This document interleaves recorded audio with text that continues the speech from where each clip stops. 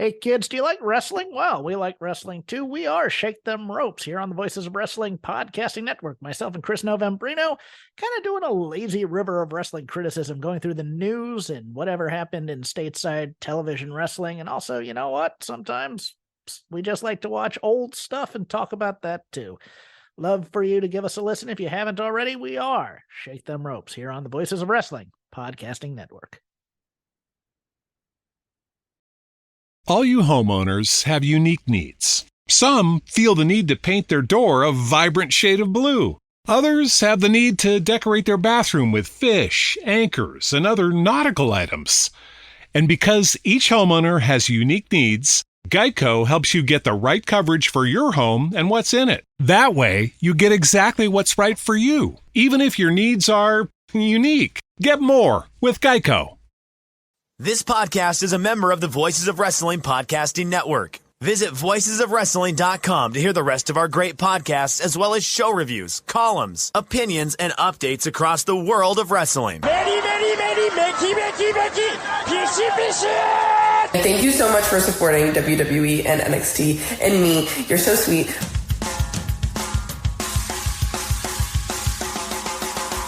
You are listening to the Flagship Podcast with your hosts, Joe Lanza.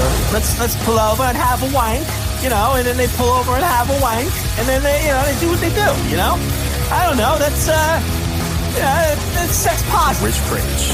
No offense to anybody that's listening that's a pilot or a boat captain, but you know what I mean? It's Who do you think's listening to this show? I don't know, And we are live on the Flagship Podcast. I am Rich. He is Joe. Joe, what's happening? How are you? You got to think of a new way to open this. I never know how to answer that question. I am fantastic. I don't know. How am I supposed to be? Dandy. Well, one time I'm hoping that you say, Rich, I'm not that good. And then we can talk it out. You know what I mean? Like, I'm there for you just in case that one time we start off the show and you go, listen, Rich, not great. Honestly, not great. And then we could talk it through. I think that'd be healthy for everybody. Well, I'm never not doing not great. I'm a pretty happy guy. That's true. In general. And you're a Gen Xer. So even if you weren't happy, you would just lie and say you are. I think. No, we don't lie. We just, nothing bothers us. Right. I guess that'd be the case. Yeah. If you're going to generalize an entire generation, you just wouldn't care. You wouldn't care. Yeah. It'd be disaffected and wouldn't care. Just be like, whatever. It'll all work out. It'll pass. It'll pass. Yeah. And that's kind of my general, vibe anyway, right? Like I kind of meet the expectations of my generation. I'm on the younger side of the Gen X, but yeah, it's just like, whatever. It'll all be okay. What are you going to do? Nothing you can do. That's kind of the attitude. So, okay, I'll try to figure out a different way then. Because if you're never going to give me, I'm waiting for that one time when we can really talk it out and really hash it out for you live on the air here. But that's probably not going to happen. So, what do I have to be like upset about? Yeah, I don't know. Wrestling, my life, the people around me. 2025. Well, wrestling in 2024 got you down pretty hard for a while. But you're back. That's just wrestling. Though. That's wrestling. Yeah. When Ellie gets traded to the Yankees or signed to the Dodgers. No. When he signs with the Dodgers. When he signs with the Dodgers, yes. Right. And I end my lifelong relationship with the sport of baseball. Yes, that will probably get me down in a real world way. Okay. But, until then, so we have until 2026-ish, right? No, he's got 1 year of service time. Oh fuck! Sir. All right, so yeah, you're screwed. You're over. It's over. He's got 1 year of service time, so we've got till we got 5 more years if they keep him the whole way, or 4 years, 4.5 years if they decide to trade him. But here's the thing: the work stoppage will come before that. So you get an extra year. Yeah, you might get a salary cap in that time. So there's possibility here. It's not see where I'm going with that is the work stoppage is going to come before that, and the rules might change, and the entire landscape of baseball could change before then. Yeah. So you're getting a salary cap. This next round, you're getting a salary cap for sure. I think so too. I think the owners are gonna, even if it means killing an entire season, I think they're gonna hold out and get it. But yeah, well, so that's the only hope though, because if it's the status quo, there's no way they could pay him. So now you are depressing me. See, there it is. We're there, and that's why I have to ask, and that is Joe why I have to ask, just in case. just in case. Because see, I found it. Nothing bothers me. Oh, everything's fine. I found it. I found the trigger point is that does that does the depreciating value of the boys' jersey is already It's had it for a week and it's already that's years off though. Years. I know. You got to enjoy those years. Enjoy those years. I do. Listen, if anyone savors and enjoys, I do. I watch every inning of every game, so there will be no problems there. Enjoying years. I'm a slow eater. I like to savor my meals. So I wish I was better about that. I used to be a slow eater, and then somewhere along the line, I became a fast eater, and now I can't get it back. I want to. Just go back. Food. It's one of the things in life you should enjoy and savor. Is a good meal. I don't know why I eat so fast. I don't have to, but I just do. It's a thing that I've adopted in my adult years or something. I used to be a very slow eater, and then all of a sudden, I just got really, really fast, and it's not good. It's very unhealthy to be a fast eater too. Not only that, they say slow eaters are more passionate lovers. Oh, well, that explains a lot then. Okay. I'm just kidding. That's a thing. That's a real thing. You can Google that. Okay. It's just about savoring and enjoying every minute. Psychological thing, I guess. I don't know. They say there's a correlation. Well, you're not looking for that instant that instant gratification or whatever, that immediate endorphin boost that you would get from, scarfing down a hamburger in 2 seconds or, it would make sense. Whatever happens like in the bedroom, a fast eater would be someone just eating as a task, and maybe that would correlate to the bedroom. Oh, I'm just doing this as a task to get to the goal, right? Right. Whereas a slow eater who's savoring every bite and enjoying it would be more apt to be, a more passionate lover. Yeah, let's in let's first get this hour over. terms. First hour terms. Yes. First hour, we got to keep it clean for all the advertisers that we have. We don't want to scare off all of the advertisers. That would be terrible to lose all those advertisers that we have. But I get that. That makes sense because the slow eater is more about making the most of every minute and enjoying every second, and maybe the fast eater is just like, I have to eat because I have to eat, or we're doing this thing because we got to do. All right, yeah, fine, let's do it. You know what I mean? Close the door. All right, here we go, and just get it over with. It's like I remember one time. Remember Lance Storm's old not blog, but he had like a website. Yeah, stormwrestling.ca or something. Well, like that. Yeah. Well, it had the unfortunate name of Stormfront for a while until someone tipped him off. That's right. That wasn't the best idea. I forgot it was called Stormfront. So he did eventually change it. Lance. Lance. Isn't it good that he was naive to that, though? Right? Pretty good. Yeah. That is a good thing. Anyway, but yeah. I do remember that. It was called Stormfront. Yikes. So on his old bad for SEO, website, bad for SEO, and bad for a lot of things. Very bad for SEO. Yeah, very bad. So on his old website, where he would give his book recommendations and he would answer emails, I remember someone asking him one time what his favorite food was, like what his favorite meal was, and his answer, and I quote, was, "I don't eat for pleasure. I eat to fuel my body." End quote. Which is the most Lance Storm answer of all time. Of course, yeah, right. Okay, that's number one. But he's again, methodical even about his eating. It's like, God damn it, dude, just say lasagna, right? Just say something. I mean, he's eating baked chicken breasts and brown rice every night, I guess, especially at that point in his life. I think now he's loosened up a little. Doesn't he put over Cracker Barrel as something he loves? Isn't that his thing? I don't know. Yeah, right? I'm not sure Cracker about Lance Storm's I think he's a dinner big habits Cracker these Barrel days. guy. Okay. He's a Cracker Barrel guy. So I think he's loosened up a little in his middle age versus, when that website was a thing back in the late 90s when he was in WCW and probably had 0.1% body fat. Guy was in meticulous shape. It was in great shape, yeah. But yeah, so that's a perfect example. What kind of lover do you think somebody is who says they don't eat for pleasure, they eat to fuel their body? Right. I'd imagine. I know nothing. I know nothing of Lance Storm's. We're at hour 3. Let's get it out. I know nothing of Lance Storm's sex life, but I cannot imagine it's that. Like, it's technically sound, right? It's probably no different than his wrestling, right? Very technically sound. Everything gets done exactly as it needs to get done. Are you really breaking down Lance Storm's? I think so. Yeah, I think I am. Sex life? Yeah, I think I am. I'm positive that. But maybe it's the opposite. You know what? I shouldn't say that. I know nothing of Lance Storm's sex life, so I shouldn't say that. But maybe he's the complete opposite. Maybe he rocks the shit out of it in there. You don't know. Remember when Amy Schumer said that Dolph Ziggler's sex was too athletic for her? Yes, that was a great takedown. And nobody quite knew what it was. And she never quite elaborated on it all that much, but she just left it out there. And it was kind of up for interpretation of what that exactly meant. But I think we all know what it means, right? 'Cause if you watch Dolph Ziggler wrestle, you're like, yeah, that makes sense. Yeah, I mean, with the stringy hair flying all over the place. He's like, all right, let's go. It's just like, calm down. I totally believe Stop her. Yelling. I totally believe her that she couldn't keep up. Yeah. And then she was like, look, I don't know what you're trying to do with me position-wise, but this isn't going to work. Just thrusting wildly. It's just like, all right, calm down. Yeah, it's like, take it easy. You're not drilling for oil. Relax, sir. You know, right. I could totally, that makes total sense to me that she would have that interpretation of that. Good cardio. He is a man with good cardio, good abs, good core strength. So yeah, he could be there for a while. So yeah, and she, and she just wants to get on with her night, and it's like he's just bouncing off the walls, and you could that totally makes sense. Absolutely. Much like that Lance Storm quote totally made sense. I don't know how we got here discussing, but we're here. How we think Lance Storm potentially fucks and Dolph Ziggler's too athletic sex. Yeah, because he dated Amy Schumer, I think briefly, but they were very an brief. item. Yeah, very brief. They very were brief. an item.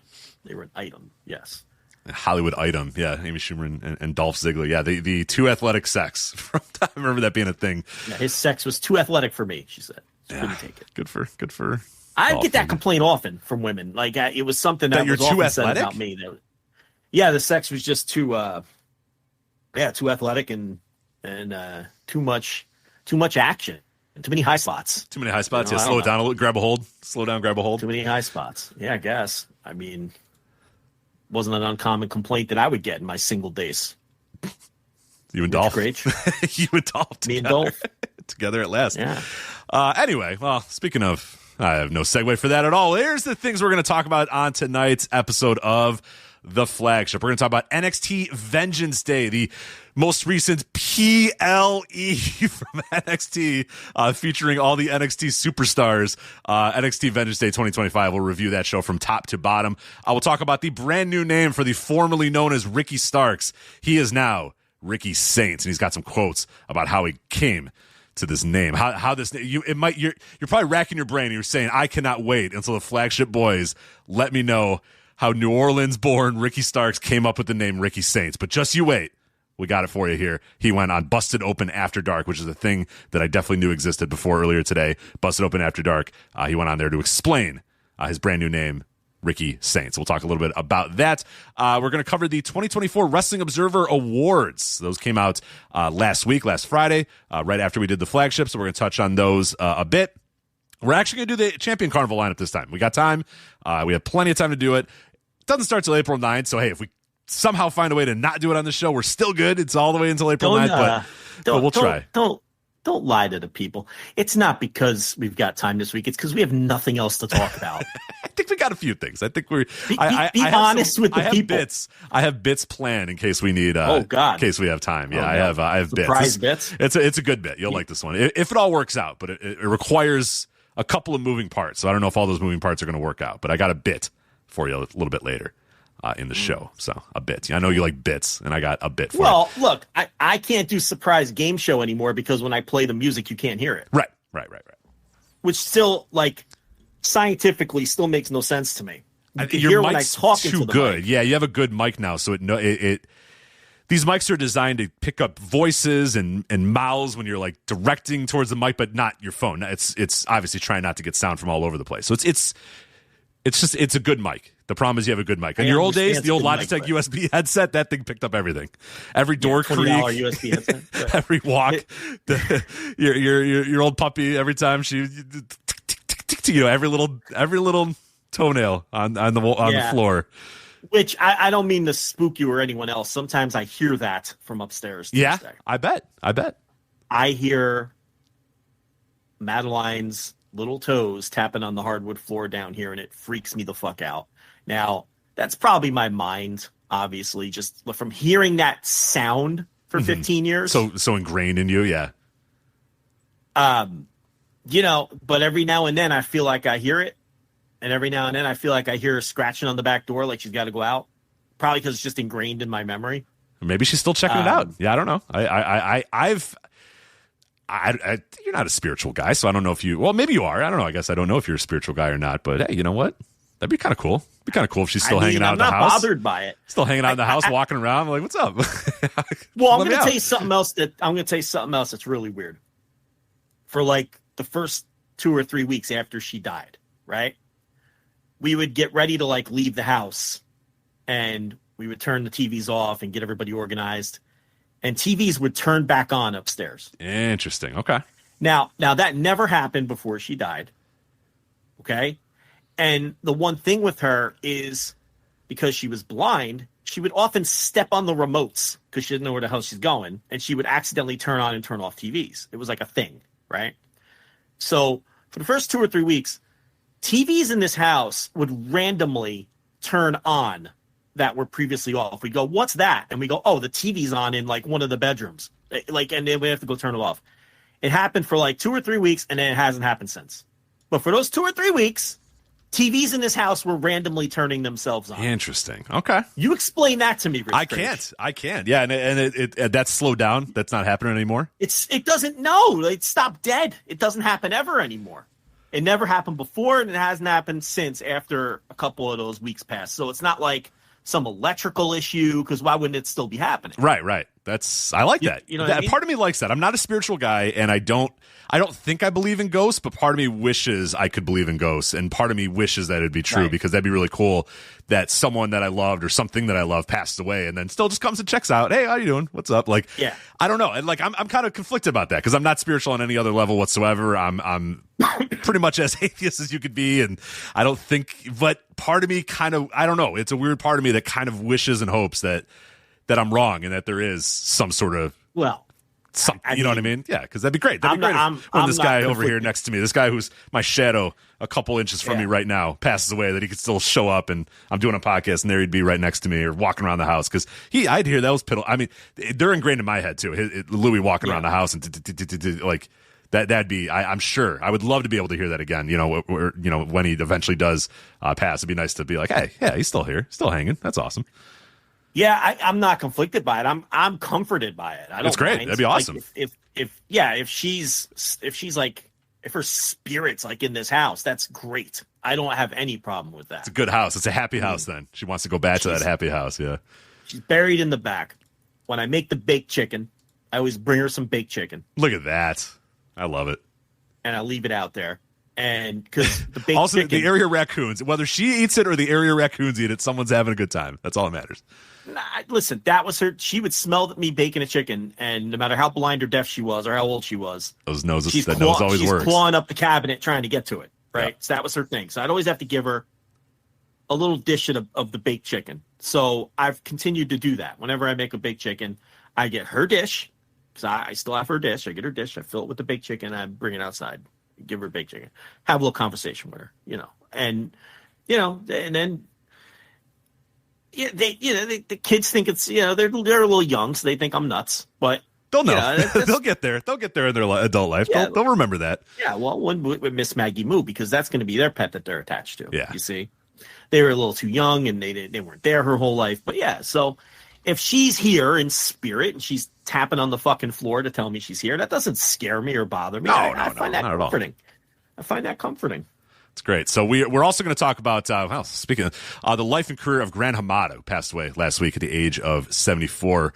We'll talk about his remarkable career, his legacy in wrestling, all that other stuff. But Joe, I have some breaking news for you right now on this show. Oh! Sent 4 minutes ago as of this recording. The tweet says, bold and disruptive, unpredictable and dangerous. The Final Boss returns live on SmackDown tomorrow, 8:30 Eastern, 7 Central on USA Network, at WWE, at TKO Group, from one Dwayne The Rock Johnson. Oh, baby. We're getting it. Oh, yes. This is everything I've dreamed about. It's not late enough. I wanted post-elimination chamber, but I'll fucking take it. I will take it. I love it so much. Oh, man. This is everything I dreamed about. I got the goosebumps. I got those Rock goosebumps right now. I'm tapping it. Right now, being like, yes, the Final Boss. Yes. The only issue I have with this, I have to say. Okay, what do you got?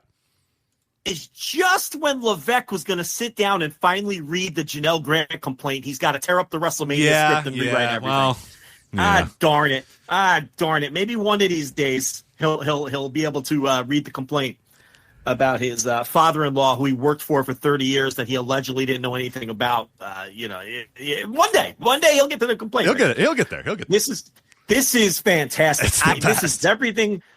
This is everything we wanted. This is everything we predicted. What's great, what's really cool about it is that over the last week, a lot of people, and especially not just like people like us, like WWE fans, I've seen like a couple of the major outlets that pretty much only cover WWE and a little bit of AEW or whatever, have been kind of being like, yeah, the build to WrestleMania is kind of cold. There's not a whole lot going on here. There's not there's not really that many matches, and we don't know that many builds, and we don't know all this sort of stuff. And it's like, yeah, here we go, Dwayne. Yeah. Which part of me is upset a little bit that they didn't have all these plans set in place, and then Dwayne came back. But regardless, he's back, and that's all that matters. All that matters is no matter what plans they did have, the final boss is about to come here and fuck them all up, which I love. Oh, I'm so happy. I'm jumping for joy at the final boss returning. I can't wait. I'm pointing at my 5-arm. I've got those goosebumps, Rich Craig. Oh God, it's so good. I got the goosebumps. This is so good. It couldn't have been better than this. It's so fucking good. Because I love this guy. The best part about it too is is the fact that not only is he coming back, of course he's coming back. We all knew, you and I knew, like, right? Didn't you always think that this was the end result, that The Rock was going to come back and fuck shit up? I'll be honest. I thought there was a 50-50 chance. Okay. Yeah. Okay. I'll tell you why, because I feel like on the night of the Raw debut on Netflix, I feel like he thought it was 0%, which is why he killed all his stories. Mm-hmm. I think he genuinely thought it wasn't going to happen. So from that standpoint, I can't sit here and tell you I was super confident it was going to, but I felt like there was always a chance. I will say there was a 50-50 chance. So I was a little bit higher, but I understand what you're talking about for sure with the with the Netflix thing. But I also think there's a little part of him that kind of likes to do that again, too. Because then he's going to show up on Friday and be like, all right, The Rock says. Yeah. Nick, tell Paul I want to face, blank at Mania or what, like. There's part of me that. He doesn't like Paul. No. Oh, God, no. Oh, God, no.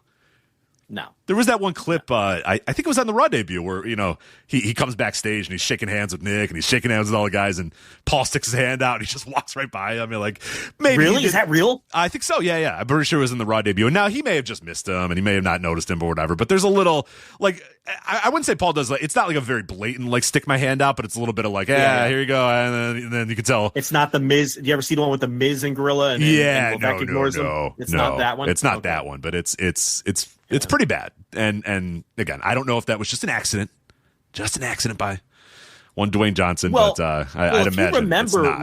You remember when Dwayne read all the shit on Twitter after the Raw debut and then went on NXT half in the bag to complain about it. So he might have been chewing on this for a long time. That's when I think he decided The Rock's going to find a way to get his ass back to, because he's not leaving like that. You know what I mean? The Rock is not leaving on a note where everyone's like, you ruined all your storylines. You're just a corporate shill, all this sort of stuff. There's no way The Rock was going to leave on that note. So I think I was probably with you. I was probably 50-50 after the Raw and Netflix debut. And then after the NXT thing, I was like 80-20 that he was coming back. I'm embracing the chaos. It's the best. Yeah. How could you not? Yeah. And I hope he shoots for the moon and he wants, like Cody or something. It just disrupts everything. And there's this giant, it just trickles all the way down. And they have to pull Yeet Man into a room and be like, listen. At Elimination Chamber. Unfortunately, plans have changed. And it trickles all the way down to the Yeet Man. Yeah, Yeet Man, Mount Brooks, the chance of Mount Brooks eruptions, like they have that doomsday clock. The world, I forget who has this. They have the doomsday clock and they'll move it up a little bit in the ticks or whatever. That's where we're at. The Mount Brooks.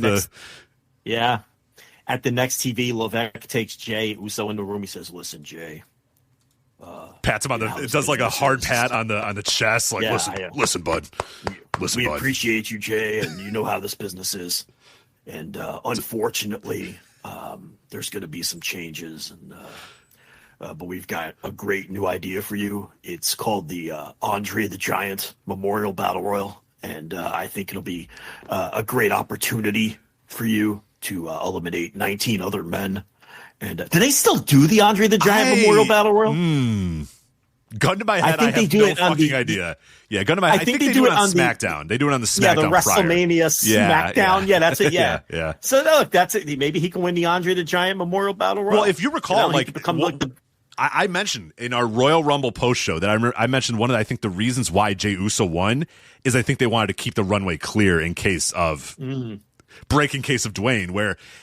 So you're not hamstrung by Cody, you're not hamstrung by Punk, you're not hamstrung by Roman, you're not hamstrung by Cena. All you have to do is say, all right, Yeet Man, you're going to face Gunther for the fake world title. Nobody cares. It doesn't matter. That's in its own little universe. And we stay away from the Cody, the Punk, the Roman, the Cena universe where The Rock's going to get himself some of that. And someone's going to be the odd man out. And we all know who that odd man is going to be, unfortunately. Yeah, right. I'm not saying Rock's coming back to face Gunther.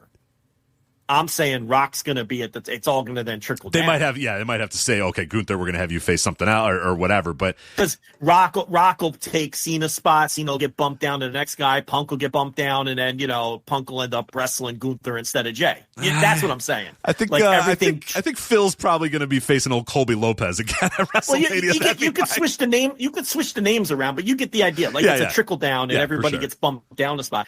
And who's going to be odd man out? It's going to be Yeet Man. I mean, let's be honest. Yeah. It's not going to be Cena. It's not going to be fucking Cody, Cena, Punk. It's not going to be any of those guys. It's going to be the Yeet Man. They're telling us that Jay actually won the Andre in 2021. Okay. Do we believe them? Do I believe these random people in our chat? Sure. Why would they lie? I guess. Well, here's the thing. I don't even care enough to look that one up. Yeah, I'll take their word for it. That main event Jey Uso won the Andre the Giant Memorial Battle Royal in 2021. Was he even main event Jay yet, or the man? Or was he might have been right hand man at that point. He might have still been right hand man. Yeah. Or was he nobody's bitch? I think he was the right hand man, but I don't know. Okay. I think DUI Uso was nobody's bitch. Okay. I think. Sure. All right. Right? Isn't Pete Dunne doing a nobody's bitch shirt now yes. too? Isn't that he is. Yeah, and it's like how is that brother? Work? I mean, how many nobody's bitches do we have in WWE? It seems like too many. That's like something that company normally never. Do you understand the joke with the Pete Dunne shirt? No. Okay,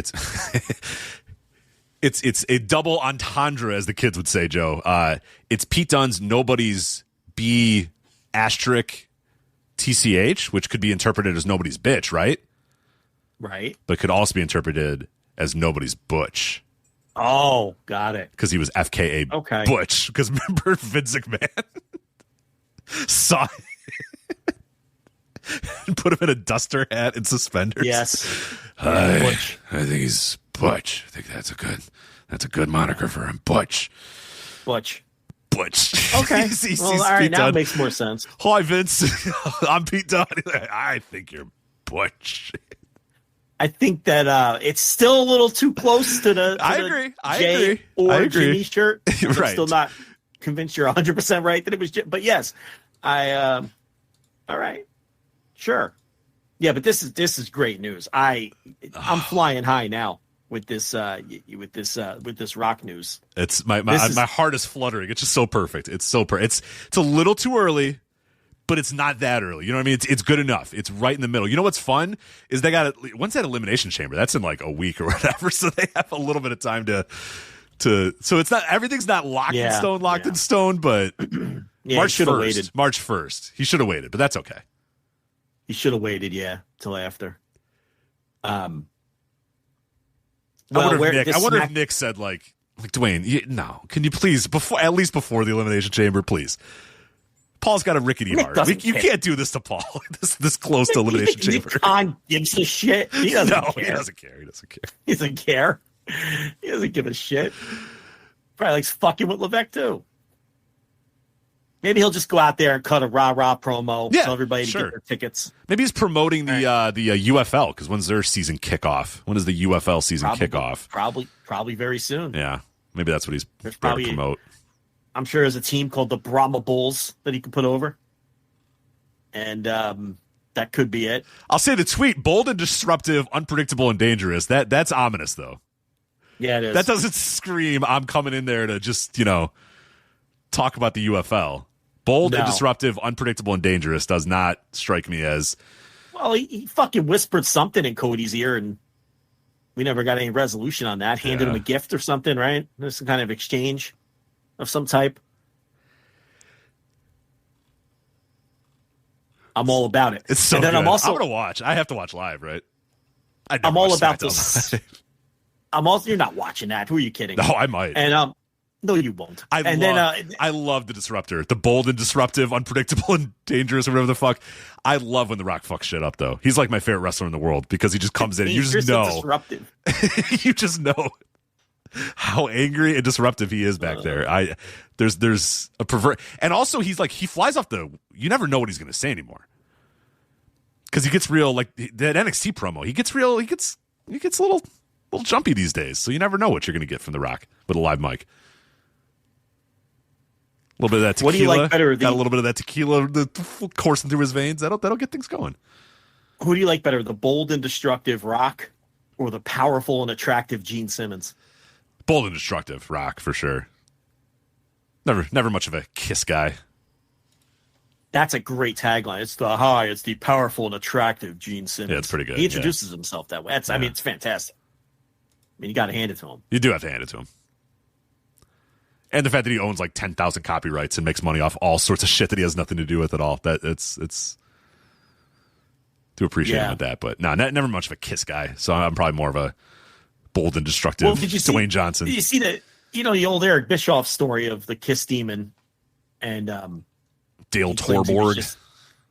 And Bischoff has always claimed that he was just some savvy negotiator, and he got the rights to that instead of like pulled the rug out from WWE or whatever.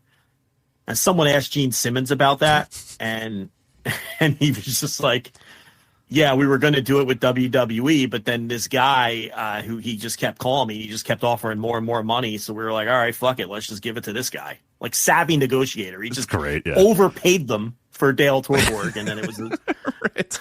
To get Dale Torborg main events, which is the best part of the whole spiel was that Kiss was like, well, our wrestler's got to be in the main event every time. And they're like, yeah, sure. Sounds great. But then it was like Dale Torborg and it was the Kiss Demon. So they would they would have to have like either Michael Buffer come in on like hour one of WCW Nitro and be like, and now our main event, the Kiss Demon versus Norman Smiley. It's like, because it had to be a main event. And they didn't want it to be the main event because they're like, oh, fuck, man, we're going to have Norman Smiley and the Kiss Demon be our main event. So they had to call it a main event. So they would have like two main events. They would have the main event of hour one and the main event of hour two or hour three or whatever. It's just complete. And you spent all that money, had a Kiss concert that just was death in the ratings, and they had this fucking Kiss Demon that came out, and it was Dale Torborg. It's just the word. But savvy negotiator, Eazy-E, Eric Bischoff just said, how about $8 million? And they're like, all right, sure. Well, he also gave them $500,000 to play Kiss to play a concert on Nitro, which tanked the ratings, just absolutely. And which, by the way, was one of many concerts on Nitro that absolutely tanked ratings. Slayer had a concert that tanked in the ratings. They had some country dude, I forget who the fuck it was, that tanked in the ratings, and then Kiss also tanked in the ratings by a lot too. So he never learned, and he never learned. Right, just kept doing it. But that's the guy that if he replies to somebody, they go, yeah, I think Eric would know. He's been in the wrestling business. So yeah. What if you never beat anybody for 83 weeks? He beat Vince McMahon for 83. What do you know? Megadeth was the one. Thank you, Connor Murphy, for pointing out. Not Slayer. It was Megadeth that played the concert. Yeah. I'm trying to find the Gene Simmons quote on that whole deal. I love how we were going to go to WWE, and then this fucking idiot paid us a ton more money, so we just went there. Yeah. It was even dumber than I'm laying it out, though. It was really stupid the way he Yeah, whatever. I can't find the quote. Point is, Eric Bischoff, savvy business negotiator. genius. Yeah. Anyway, so there was our breaking news. Anything else on Dwayne? No, I'm looking forward to Cannot how he wait. disrupts things. How he becomes bold and disruptive and unpredictable and whatever I the other like word you was. will not be tuning into SmackDown, but I greatly anticipate how it all goes over. I think my favorite part is what he disrupts. Favorite part of the whole tweet is at the end, the at WWE and then at TKO Group. It's like the TKO Group's Twitter account is like TKO. It's like TKO, let's see, GRP or whatever. It's just like, yeah, at conglomeration, at publicly traded conglomeration.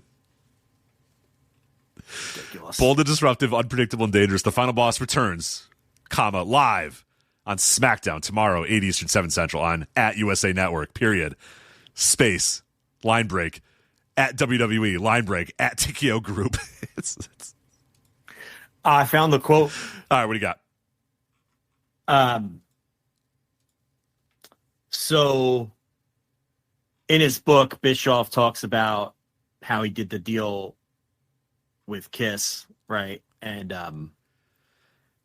$250,000 he claims for their appearance. And he says he admits he overpaid, but said in the big picture to launch the Kiss WCW merchandise, that it made sense to him. So What here's is the WCW merchandise? I don't remember any of that, but okay, sure. Yeah. So anyway, Gene Simmons, he said while they were at the Super Bowl, he arranged to meet with Linda and Vince McMahon of WWE, and he pitched him the idea of a Kiss wrestler called the Demon, and told them up that they could follow it up with the other gimmicks from the band. They could have a Star Child and all this stuff too. And while he was negotiating the licensing and merchandising slices that they would get on the back end with WWE, he was contacted by WCW, what he calls the rival wrestling outfit. And he says, in the end, I took the better of the two deals and went with WCW. And it was a win-win for us because Kiss retained all of the licensing and merchandising rights. Wait, didn't Eric just say the deal was worth it? We lost our ass and we lost in the ratings, but at least I got all the licensing from the Kiss WCW merchandise? Correct. Okay. That's the point. That's the point. And here's the Simmons quote. Can't imagine why this man's been through bankruptcy at all, but go on, carry on, yeah. It was a win-win situation for us because Kiss retained all licensing and merchandising rights. WCW did all the work and we reaped all of the rewards, end quote. Oh, man. So that was Bischoff's savvy negotiating. Kiss is trying to work out a deal with Vince to how are we going to chop it up, right? And then Eric calls him up and basically premature ejaculates and says, oh, we'll just give you all the merchandising and licensing. And Simmons is like, well, okay, deal. Sounds good. Oh, I think that'll work for us. Yes. We do nothing. And we you do everything, right. and we make all the money. Okay, I think that'll work for us. Sounds good. So anyway, yeah, that's as I said, once I found the quote, it would make Bischoff look even worse. So I'm glad that I did dig it up. But there you go. That's masterful gambit, easy. Masterful gambit indeed. So yeah. There you go. All right. So that was our breaking news audio there, presented by insert sponsor here. All right. Let's talk. You want to talk about the life? I love how Bischoff too downplays. He says it's only $250,000 he paid. When it came out later, it was $500,000. Yeah. Also, I don't recall any Kiss WCW merchandise, by the way. Well, because the character bombed. Yeah, I watched a lot of Nitro at that time. I do not remember there being. Maybe there was a shirt. I don't recall even a shirt. Maybe. Which, I mean, if Kiss had known anything about wrestling, they probably would have taken Vince's deal anyway, even if they had to chop up the marketing and licensing, because it probably would have made some money with WWF handling it. Like you're saying, with WCW, it went nowhere. Right. Oh, you know what? I forget there was another aspect of this. Remember, they were going to do a pay-per-view. Do you remember this? Refresh my memory. They were okay. All right. So I'm trying to. They would have done. It was supposed to be December 31st, 1999. They were going to do a New Year's Eve wrestling show Kiss pay-per-view, And let me see what the exact the event was to be called New Year's Evil, which, by the way, WWE would later use. The concept would be half concert, half wrestling show. It was going to be at Sun Devil Stadium in Tempe, Arizona, and they would gonna have there was Y2K or whatever. Okay, so anyway, it never happened. It reported at the time that many WCW wrestlers and staff were against the idea of working on New Year's Eve and even threatened to walk out if it went down. First off, and Kiss Nostalgia Zach was a little bit tired or whatever, but you know what really happened is they fired Eric Bischoff in September of 1999. So that's right. Someone looked at it and was like, "The fuck are we doing? No, we're not doing a pay-per-view on New Year's Eve with Kiss. No, we're good." So yeah, he had to find a way to make that money back, so he's going to try to run a pay-per-view, I guess. But then it never happened. And again, keep in mind, this is not 1979. Yes, 1999. Yeah. So, we're like 20 years past peak. Now, I'm not saying that Kiss still doesn't have a rabid fan base and all that, but it was 20 years past the peak. Certainly not the wrestling fans of 1999. Like, the demographic that you're probably trying to get in 1999 is not people that enjoy Kiss in 1999. Right. Yeah. No doubt about it. But there you go. Another masterful gambit by one Eric Bischoff. All right. Let's talk about Gran Hamada here a little bit. Then we'll get to the other topics. So I wanted to give him a little bit of a spotlight. He was going to lead off our show, but the breaking news of Dwayne Johnson, of course, had to take precedent there. But let's talk about Gran Hamada here. Legendary pro wrestler, passed away last week at the age of 74. And we had talked about that a little bit in our Wrestling Observer Hall of Fame shows that we did this year. We did the Mexico region because he was in the Mexico region this year, and we mentioned that we were all very high on him and really, really wanted him to get into the Hall of Fame this year because there was rumors that he was not doing well and he was pretty ill, and so not a surprise that he passed away, but still a tragedy nonetheless. Case low, by the way, we're gonna do a little bit of an obit here. But I'll tell you, required reading this week is going to voiceswrestling.com and reading Case Lowe's unbelievably great piece on Gran Hamada. It's called The Life, Career, Enduring Legacy of Gran Hamada. I have it. I'll link it in the show notes as well to make sure everybody goes and reads it. But that's required reading because we're going to do it. We're going to do as much as we can to do Gran Hamada's career justice. But that piece is unbelievable, and it's been read by a lot of people. It's getting around. It's getting passed out everywhere. So well deserved too. And Case had that ready to go. He was like one of those guys. You know how like every major news service has it ready to go, has like an obit for every single celebrity ready to go just in case. Case, unfortunately, was like, yeah, I have this. Like, Gran Hamada died, and then he was like, an hour later, he's like, I got this thing ready to go. I kind of been working on it for a while. I kind of figured, unfortunately, this was going to come. So he was ready to go pretty quickly thereafter, unfortunately, his passing. But go read that, voiceswrestling.com, The Life, Career, Enduring Legacy of Gran Hamada. But let's talk a little bit about him right now, because Joe, I think he's probably someone that a lot of people listening to the show right now probably don't know a thing about Gran Hamada. They might know the name, maybe, but they might not even know the name. They might have zero idea about Gran Hamada. So what's the best way that we could possibly do his entire career justice? Well, I would say the best way to describe Gran Hamada to me, and we talk about him a lot every Hall of Fame season because he's been on and off the ballot in both the Mexican and Japanese buckets of the ballot and never seems to get in. And quite honestly, I feel like at this point he might be, to me, the number one biggest snub in terms of people on the ballot who aren't in the Hall of Fame. And if you read Case Lowe's piece that he wrote, I don't know how you can come away reading that without seeing him as a just no doubt Hall of Famer. No doubt Hall of Famer. Yeah. And as I've said many times on the Hall of Fame shows, no matter what category Dave puts him in, if he's on the ballot, I'm voting for him, period. He gets my vote every single time. He has to.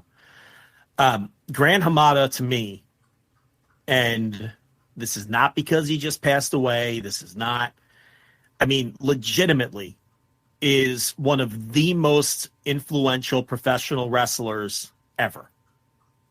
Full stop. Top 0.1% most influential and important pro wrestlers of all time. His influence is seen on virtually every pro wrestling show in the world to this day. There are wrestlers who are doing Gran Hamada's style that he innovated and popularized and spread without even knowing that they're doing Gran Hamada. It's almost like in music when people talk about certain bands, and you've probably heard this sort of thing attributed to a dozen different bands in your life, where it's like, oh, all the bands today are just doing insert band here and they don't even know it. You know, whether it's, oh, everyone now is just doing Led Zeppelin and they don't even know it. Just whatever band you want to insert. That's like Gran Hamada. I mean, you know, if you turn on, it's Thursday night. If you put on ROH on Honor Club, you're going to see Gran Hamada. You put on Dynamite, you put on Monday Night Raw, you put on New Japan, you put on CMLL. No matter where you turn, you're going to see Gran Hamada. He's that influential. And for those of you who don't know much about him, you're watching him all the time and you're enjoying a lot of what he innovated and created without even knowing that it was that it was his. I mean, that's how influential he was. So let's just start there. And that's why I think, you know, he belongs in the Hall of Fame. And I don't mean this in any way to disparage Ultimo Dragon, but Ultimo Dragon was, I believe, one of Dave's auto selections in '96 for the Hall of Fame. Let me double check, but I'm pretty sure that is correct. But let me double check that just to make sure we're actually correct. He is. Oh no, he ungodly. Yeah, of course he's in. But yeah, let me double check if he was. And while you're looking that up, I mean, Yoshihiro Asai, which is Ultimo Dragon. I mean, I'm not even saying. A lot of people think he's a weak Hall of Famer or the weakest Hall of Famer. I know 2004, by the way. Over the years. Sorry, 2004 he went in. So he was not automatic, but he got voted in. 8 years later. Yeah, 8 years later. So I messed that up. But he's in. You know, I can't wrap my head around, though. And I'm not someone who in any Hall of Fame believes that the baseline should change based on the weakest candidate. Okay, I hear a lot of people say that. They're like, well, if so-and-so's in the Baseball Hall of Fame, then so-and-so definitely belongs in. I don't buy into that. I think every Hall of Fame is going to have mistakes. Every Hall of Fame is going to have candidates that you kind of scratch your head at.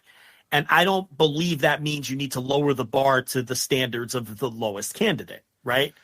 And that's not even what I'm saying with Ultimo. I wasn't a voter when he got voted in. I haven't considered his Hall of Fame case because to me, once you're in, I'm done thinking about you. And he was already in. At the end of the day, I may have voted for Ultimo Dragon. But the point I'm making is if he can't be in, if Gran Hamada's not in, it's like it's backwards. Gran Hamada needs to be in. Asai was his protege. And yes, Ultimo Dragon is instrumental for the creation of Toryumon, and which eventually became the Dragon System and Dragon Gate and all that. But none of that happens without Gran Hamada. Right. None of that happens without Universal. Right. And none of that happens with, you know, this was his top protege. You have to put the mentor in before the protege. And I'm not saying, again, that Ultimo doesn't belong. I love Ultimo Dragon. But Gran Hamada trained him. He mentored him. He, you know, and to me, when you look, I mean, to me, Gran Hamada is the better wrestler. And again, I don't want this to be an Ultimo Dragon bash session, but Gran Hamada has a stronger Hall of Fame case than Ultimo Dragon in every single way. So I don't vote for Gran Hamada because Ultimo Dragon is in, but I'm trying to give people the measuring stick. Whatever you think about Ultimo Dragon, there is no Ultimo Dragon without Gran Hamada. Ultimo Dragon can't accomplish anything he accomplishes without Gran Hamada. And on top of that, Gran Hamada was the better worker, which is saying something because Ultimo Dragon was pretty great in his own right. So there's not many pro wrestlers historically that I think more highly of than Gran Hamada. And as we walk through his career, you know, hopefully that trickles down to the listeners who might not be that familiar with him and they'll understand why. Absolutely. Yeah, I think one of the things that, and I think I knew this, but it kind of rang a little bit more obvious when I read through Case's piece that a lot of people might not know that, you know, Gran Hamada was one of the first dojo trainees for New Japan Pro Wrestling, in there with Tatsui Fujinami and a couple of the other guys that began New Japan Pro Wrestling. So he was one of the early guys, like as New Japan Pro Wrestling is being created. Contemporary of Fujinami. Yeah, he's there. He's in there in the dojo, and he's coming up as a young lion with Fujinami, and they're, you know, facing off back and forth. He actually goes back to JWA before that. Right, but they didn't. He tried out for JWA before, but they told him he was too short, too small. And I'm surprised New Japan Pro Wrestling took him in, but they did. And obviously, you know, for him as like a junior heavyweight or whatever. So he joins in there. And, you know, then Case's piece does sort of lay out one of the reasons why maybe some people don't see Gran Hamada on the level of some of the other contemporaries like a Tatsumi Fujinami or the other guys that we're going to talk about there, is because he never quite fit into any of those places. He never quite fit into New Japan Pro Wrestling. So then he leaves to go to, you know, Akira Maeda's, you know, UWA or whatever. The UWA, UWF, I forget, whatever. The original UWF, I should say. And well, okay, here's why it gets confusing. Because he was in Mexico's UWA. He did an excursion in Mexico's UWA. Well, yes.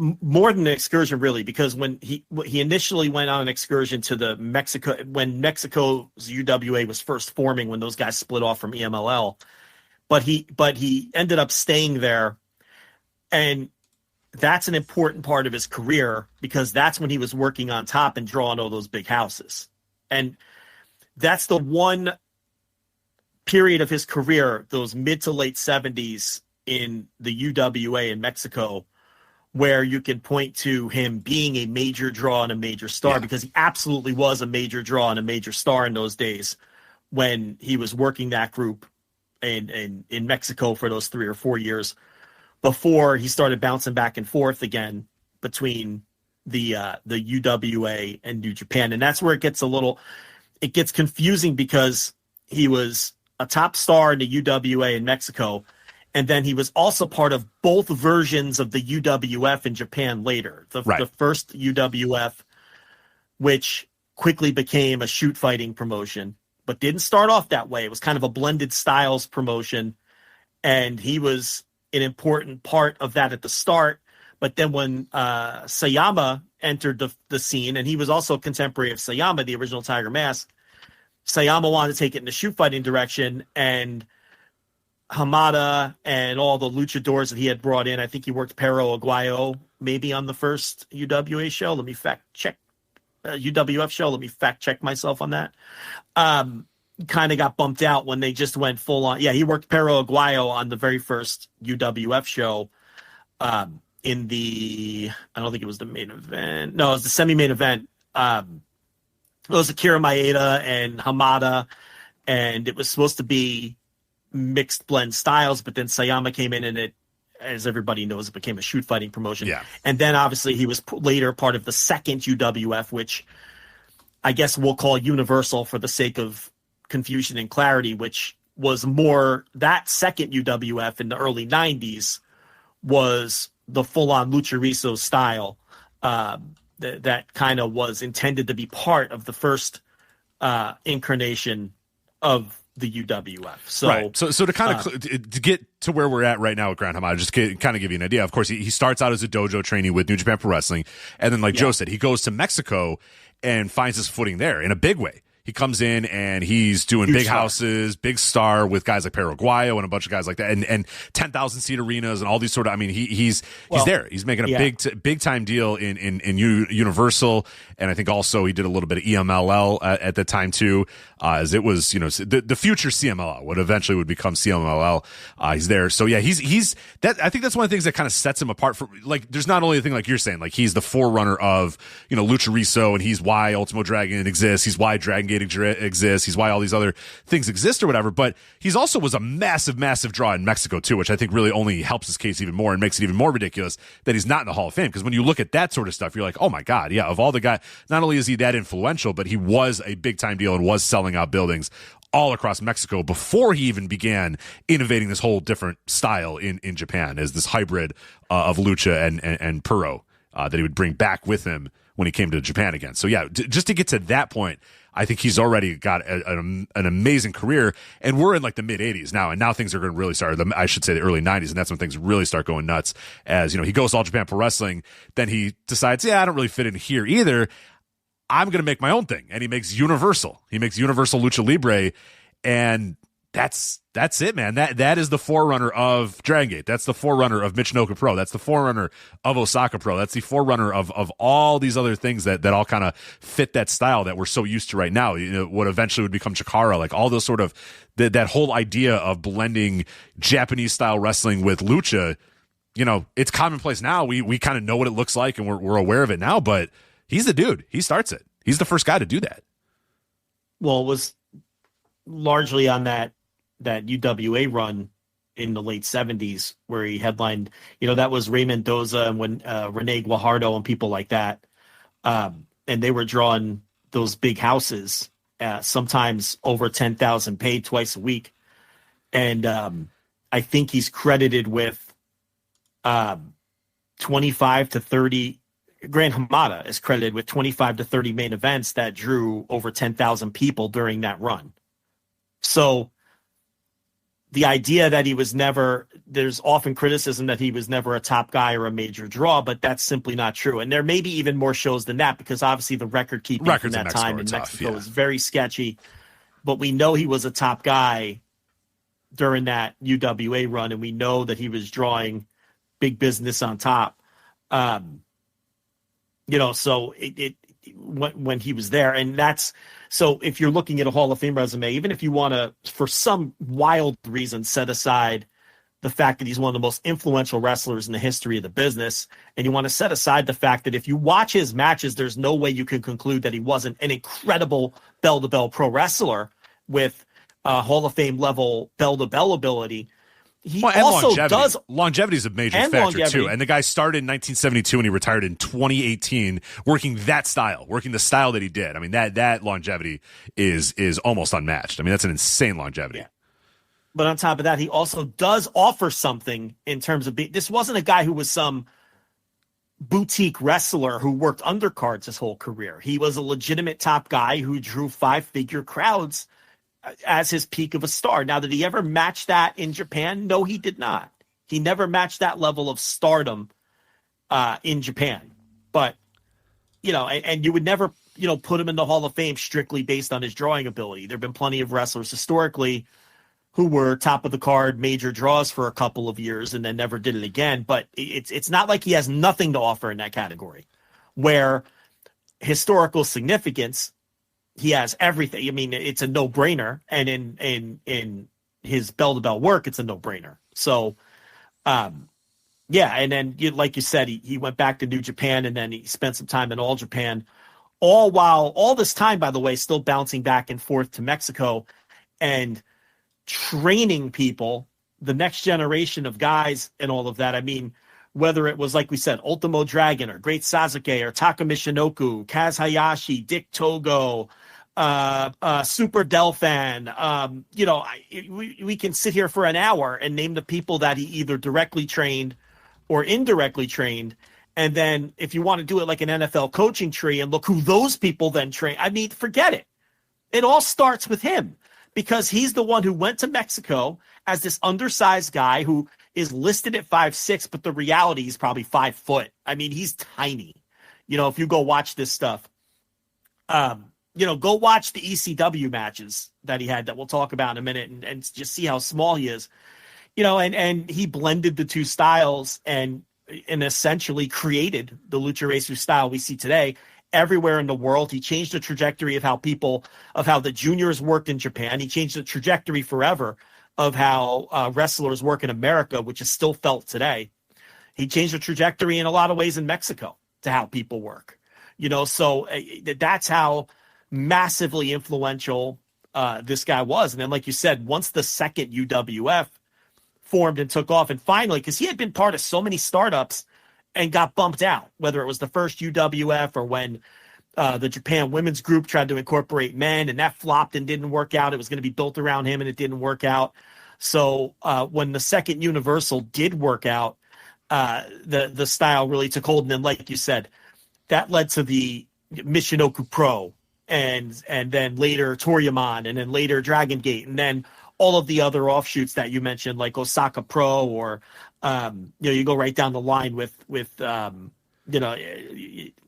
today Kyushu Pro's out there right now doing their thing. Yeah, it's numerous. Yeah, all the other smaller ones too that emerged over the years, and really that Michinoku Pro run, that hot run in the mid-'90s that Michinoku Pro had, where he was instrumental part of that. And a bunch of the guys I just named that he trained obviously were part of that as well, whether it was Sasuke or Taka Michinoku or Dick Togo, that whole group, Kaz Hayashi, Jado and who was wrestling.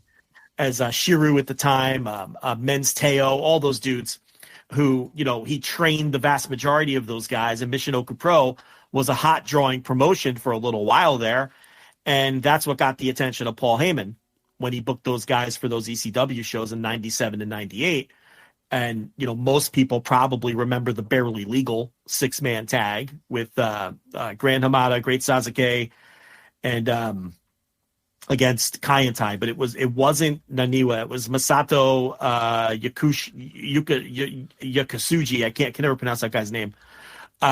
Because they had brought in, I don't know if you remember this, but a couple of weeks earlier, they had done the 6-man in Webster, Massachusetts. It was Kaientai, Dick Togo, Taka Michinoku, and Terry Boy against Gran Hamada, Great Sasuke, and Grand Naniwa. But when the pay-per-view happens a few weeks later, Naniwa, for whatever reason, didn't work that. And I don't remember why. And they replaced him with Yakushiji in that match. But the other 5 guys were all the same. And then what happened there is Heyman built a little storyline out of that. And when Hamada and some of the Michinoku Pro guys came back in 98, he booked Hamada and Grand Naniwa. I saw that. I remember watching that on TV as a kid and being like, what the fuck is this? Like, I had never seen anything like that. And it's not like... That's the House Party 98 show. Yes, yeah. I remember them showing an advertisement for that and being like, what in the world is this? This is incredible. I've never seen anything like this wrestling. That opened my eyes to something I'd never seen before. The idea behind that was Naniwa, he worked that singles match as a heel because he was supposed to work the barely legal match because he worked the match in Massachusetts, but didn't work it. So Heyman turned it into a little mini storyline is what the point I'm making. But if you go back and watch those 2 specific matches, okay, I'll start with the 6-man tag in Webster, Massachusetts, the prelude to the match at Barely Legal, which I assume most of the people listening have probably seen the Barely Legal match. It's a legendary match and all of that or whatever.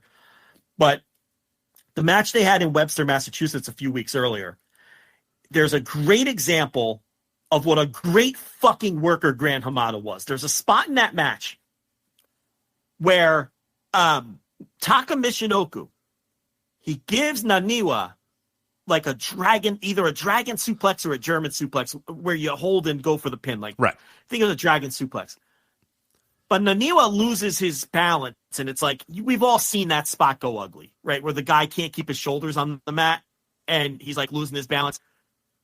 Before you even have a chance to lose your suspension of disbelief, Hamada comes flying into the ring to start putting the boots to Taka. And remember, they're working their rules, and then Naniwa just rolls out of the ring, and the match just goes on. He had such a presence of mind. So it doesn't sound like a big thing, but if you go back and watch this match, he had such a presence of mind. If you understand wrestling, that is a big thing. If you understand the art of wrestling, that's a massive thing. To jump in and save your fellow guy from looking like an idiot. And save that spot, because these guys were struggling to stay above water because we've all seen it. And Naniwa's like trying to get his balance back, and that spot's always ugly when it doesn't hit, right? And the wrestlers have a choice to make in that split second: abandon this, or hope that the guy getting pinned can get himself back in position.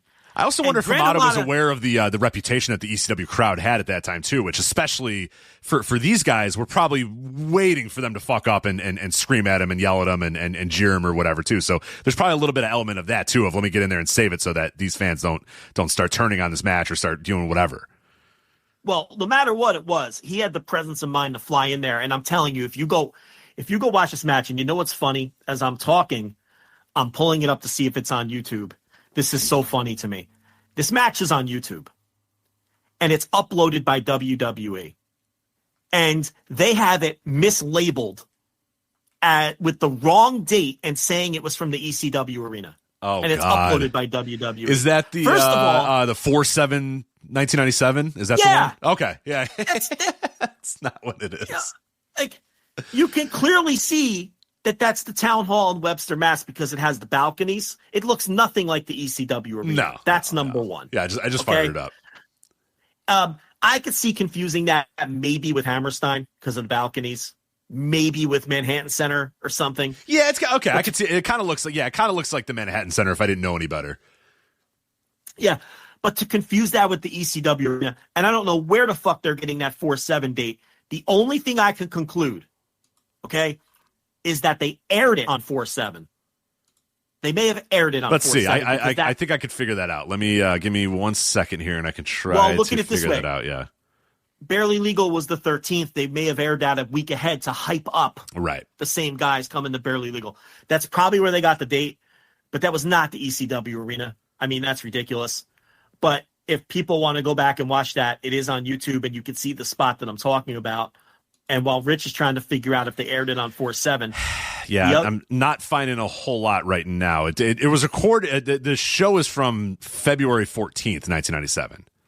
Yes. So I'm trying to figure out the air date, but it's ECW's tough because they would air certain things in certain places or whatever, but I'll see what I can find. So I want to talk about what smart of a worker he was. Flash forward to 98. Okay. And I'm talking about these ECW matches because this is my wheelhouse. Okay. So he has this singles match at House Party 98 with Gran Hamada. By the way, Hardcore TV, April 7th, 1997. So yeah, they probably ran it back and said, here, this weekend at ECW Barely Legal, you'll see action you've never seen before. Here's a preview of what it looked like. Right. Yeah, so that's probably how it went.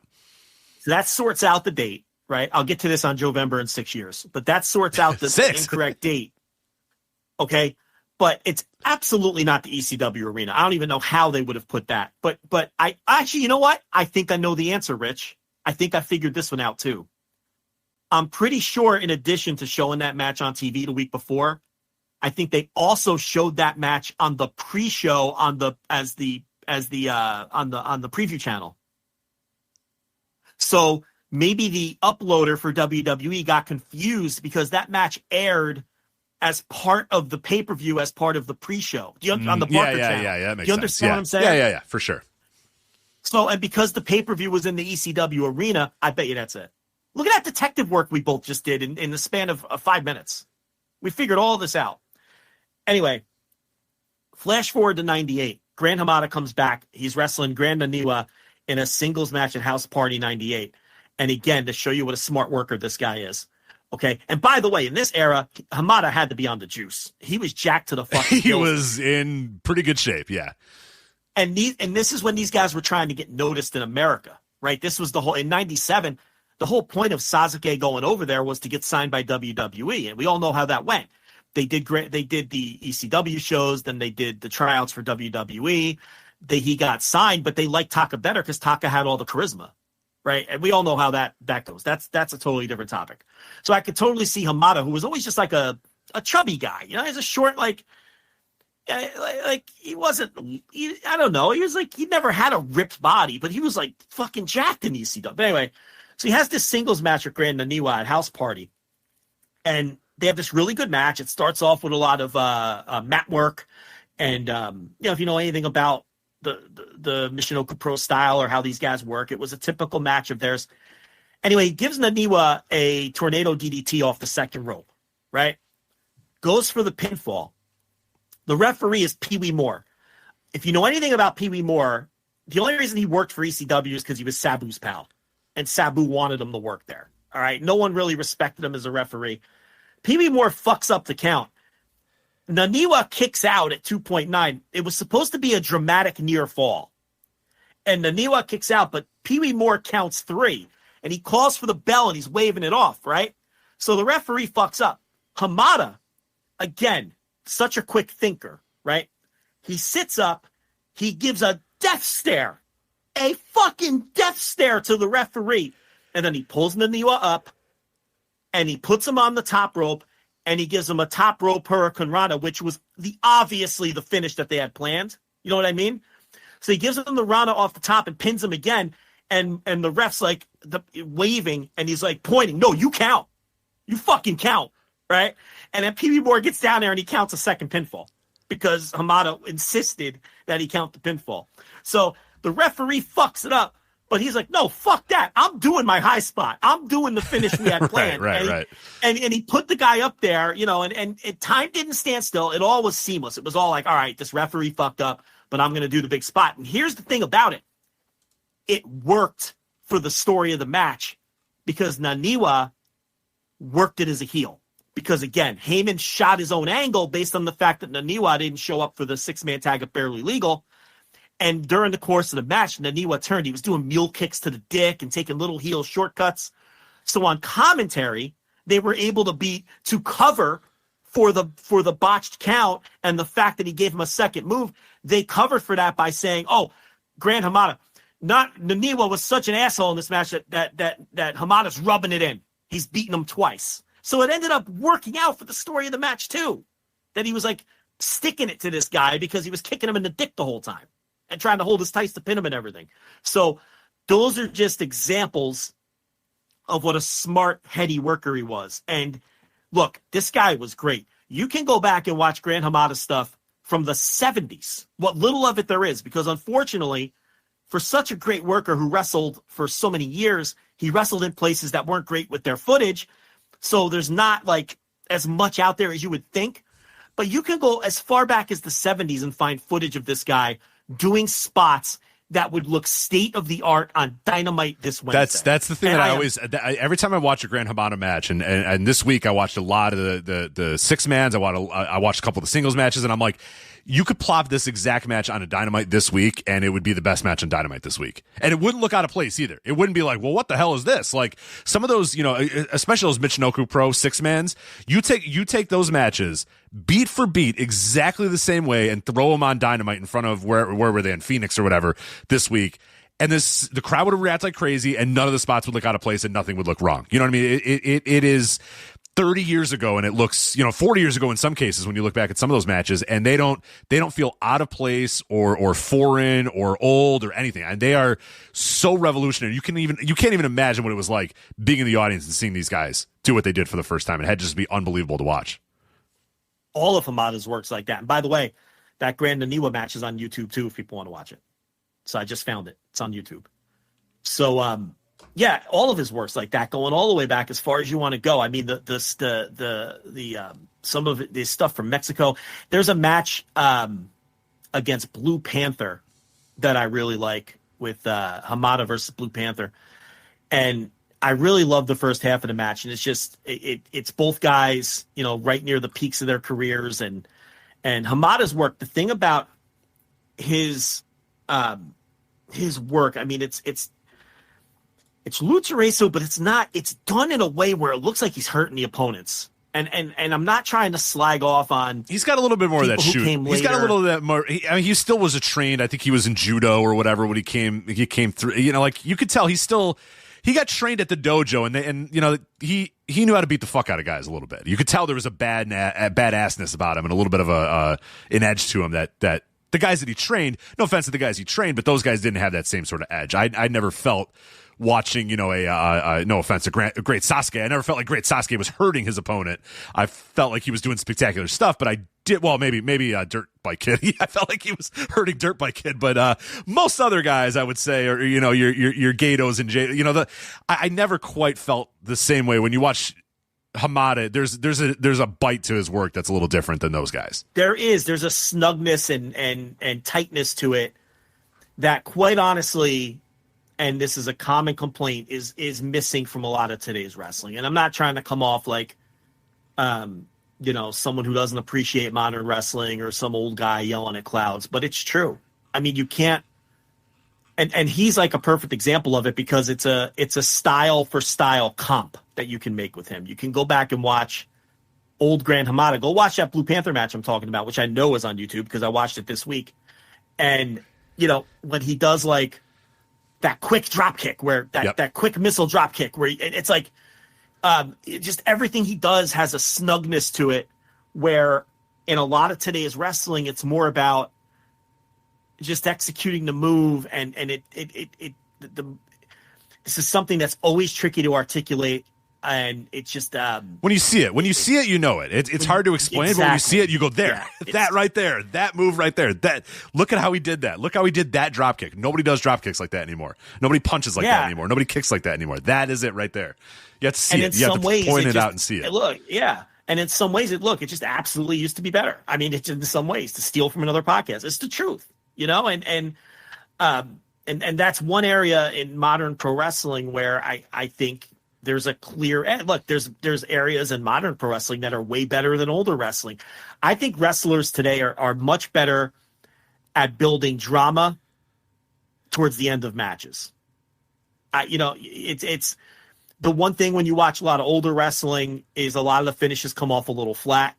And that's just a lot of ways. Sometimes that's evolution, but it's not always just evolution and doing more. It's also, I think a lot of today's wrestlers watched guys who watched peak All Japan and all those awesome finishes, right?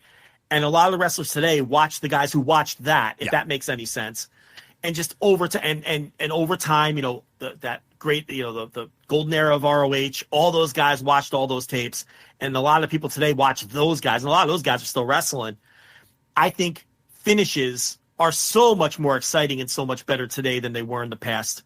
And I'm speaking in general terms. I think the athleticism today is obviously better. I think in some ways the I just saw the execution spot is better. you talked about. I just saw the spot and it's fucking perfect. The one where he drop saves. kick? No, where he saves. Yeah, where he saves Naniwa. It's perfect. Oh yeah. Oh, where Taka hits the dragon suplex. Yeah. I put on that match and I was like, I'm gonna watch for it here while Joe's talking. I looked up exactly at the right time. Yeah, it's perfect. It doesn't sound like a big deal, but when you watch it, isn't it a big deal? Oh yeah, it's perfect because you could tell that you could tell once Taka lifts him up that he's already kind of losing him, and Naniwa tries to kind of turn over and tries to get it, and you can tell it's not. You can tell it's not going to work while Taka's lifting him, and then when they turn it over, you can tell it's not going to work, and then out of nowhere, boom, like a shot out of a cannon. Here comes a Hamada to break it up, and Naniwa can go raw out of the ring. Yeah, it's perfect. Yeah, and look, all those guys were young. He's in his late 40s at this point. Okay?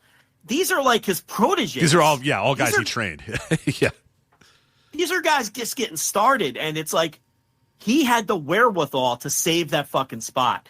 And it's not just the fact that he ran in and put the boots to Taka. It's that he just took over on him and started doing his shit. Right. I'll fill in for now. We'll fill in the gaps. We'll get it back in a little bit. Yeah, they didn't freeze up. They didn't do like NXT superstars will do, and they'll just freeze up because they don't know what the hell to do because they've already practiced their match. He just comes in and says, "All right, Nanawa, take a breather, get back in whenever you get back in." But yeah, I'll take over this 5 seconds, and then we can get back on track here. They don't retry the spot or right. awkwardly. He comes in, he cleans up the mess, and then he lets everyone else get reorganized. And if you watch the video, it's about 11:30 into the video. If you want to go back and watch it. Yeah, and that's just an example of, yes, he's an older veteran but that's a veteran taking charge of a match. And but yeah, I mean, to me, this guy might be, the other thing about Gran Hamada is this, he's a wrestler where, and I've said this before about him when we've done Hall of Fame audio, he's a wrestler where every now and then when I'm just fucking around watching random wrestling or trying to knock some matches off of my never-ending queue on YouTube, and I come across Gran Hamada, he's always a guy where I think to myself, damn, why am I not watching more Gran Hamada? Every time I watch him. Every time I watch him, I'm thinking, why am I not watching this guy all the time? And I'm reminded how great he is and how awesome all of his shit is. And then I'm seeking out more of his stuff to save that I'm not going to get to for the next, 3 years. It's like, that's how great he is. I truly believe, I'm not big on ranking wrestlers. I can't, my mind doesn't work that way, and these greatest wrestler ever projects and things like that. It's just too hard for me to split the hairs in it. And it would drive me crazy to try to rank guys. Like, how the fuck am I supposed to weigh Toshiaki Kawada versus Will Ospreay versus AJ Styles and then be confident in the order I put? I can't do it. I always say with that greatest wrestler ever, I would like the idea of like who would be my number 26 and who would be my number 27 would make me so like anxious. I'm like, I can't do it. Now, let alone 1, 2, 3, 4, 5 or whatever. But like 36 and 38 are gonna. I'm gonna be like, oh, fuck that. God damn it! Like, I change my mind every 5 minutes. Yeah, exactly. I would change that list 1,000 times before I released it. And I don't really want to do that, so it doesn't sound very. And I guess for some people, they don't really sweat that. They're like, it's just one spot. But I would think about it endlessly. Yes, yeah. Like, why did I rank this person ahead of this person? And then I'd see another match. I can't do it. But the point is, I feel like if I did force myself to sit down, I might have this guy in my top 20. Does that sound crazy? I don't think it does. I mean, he's when you consider how great his work was, and it's really the kind of thing where you have to watch to understand. And then you consider that he created everything that we're watching now. He's top 5 most influential wrestler ever in terms of in-ring style. Oh, absolutely. Yeah, one of the things that I always go back to with him is, now he wasn't in this, which kind of sucks. It's an unfortunate, byproduct of just, politics or whatever, but the Super J Cup, the iconic 1994 original Super J Cup. Everybody thinks of it as one of the great tournaments of all time in wrestling history. Just unbelievable. It launched a bunch of different careers. Chris Benoit, Eddie Guerrero, those guys launched into completely new heights because of it or whatever. And it's like, you look at that list and the amount of guys that he not only influenced, but directly trained that were in that original Super J Cup. Gedo, he trained. Right? Super Delphin, he trained. Taka Michinoku, he trained. Great Sasuke, he trained. Now, those guys he all trained. Now, you think about the other guys that he undoubtedly influenced with his style. You have a guy like a Jushin Thunder Liger, who obviously was undoubtedly influenced in some way by Gran Hamada. Wild Pegasus. You don't think Chris Benoit was in some way, shape, or form influenced by Gran Hamada? You go through the Hayabusa, of course, kind of, in not directly, but still, people look at FMW as a little bit of a spiritual successor in some ways to it, obviously going in a little bit of a different direction than it was. Definitely connections there. Black Tiger, absolutely. El Samurai, absolutely. There's a ton of guys that you look at just in that 1994 Super J Cup that are like not only just trained by Gran Hamada, but also influenced by him. He's not in that tournament, which is unfortunate, but like that tournament is him. You know what I mean? You go watch that 1994 Super J Cup, and why it was so revolutionary at the time that it was is because of that style, because of that junior heavyweight style, and a lot of ways because of the Lucharisu style is why it was such a fucking sensation and the hottest tape in tape trader circles for years and years and years after that, and still holds up today. If you go watch the 1994 Super J Cup today, it still absolutely holds up. And yeah, he's not a part of it, but he is so influential in it happening in any way, shape, or form. I believe he turned it down. Yeah, I think he was intended to be part of it, and for whatever reason, he didn't work the show. Whether, I don't know, he had prior commitments or just didn't want, for whatever reason, he didn't work the show. But yeah, that and the 95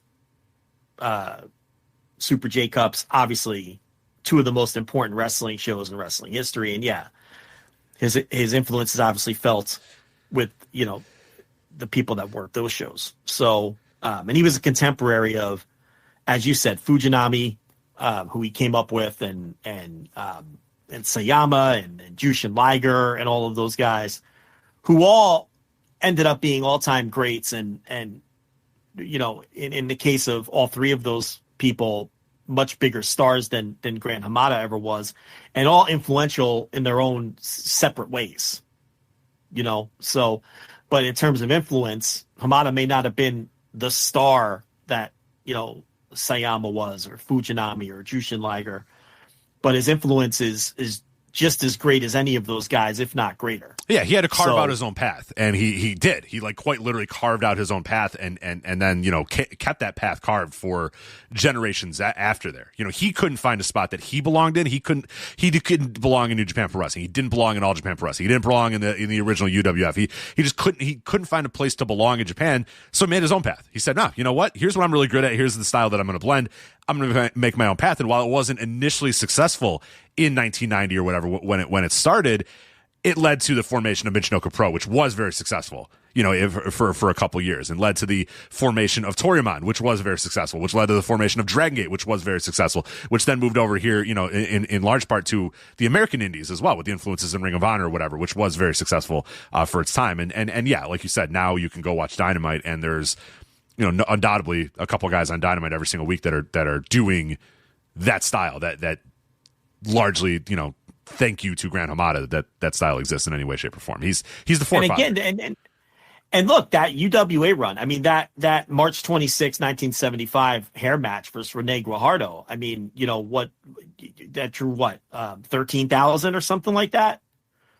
So, it's not like this is just a boutique wrestler who never drew. This is not some boutique indie legend in the United States who everyone recognized as a great worker, but things just never worked out for them. I mean, he also was a legitimate drawing card for 3 or 4 solid years in Mexico, which is probably why he's better off on the Mexico part of the ballot for the Hall of Fame. But I don't care where you put him, I'm going to vote for him. Right. Again, speaking to his career, it's another guy who doesn't fit into one little box or whatever. And that's probably a big issue with the Wrestling Observer Hall of Fame is you don't know where to fit him in, because it's like you put him in Mexico, you put him in Japan, you could put him in both. He probably deserves to be in both, but where do you vote for him? But like, yeah, you said that's a guy where at this point, hopefully, if you're a Wrestling Observer Hall of Fame voter and you listen to this show and you read Case's piece, you're hopefully going to say, I don't give a fuck where he's at. I got to vote for the guy. Whether it's Mexico, whether it's Japan, whatever, he's got to get in, and I have to vote for him. You could plop this guy in any promotion today, and he'd be one of the best workers in the promotion.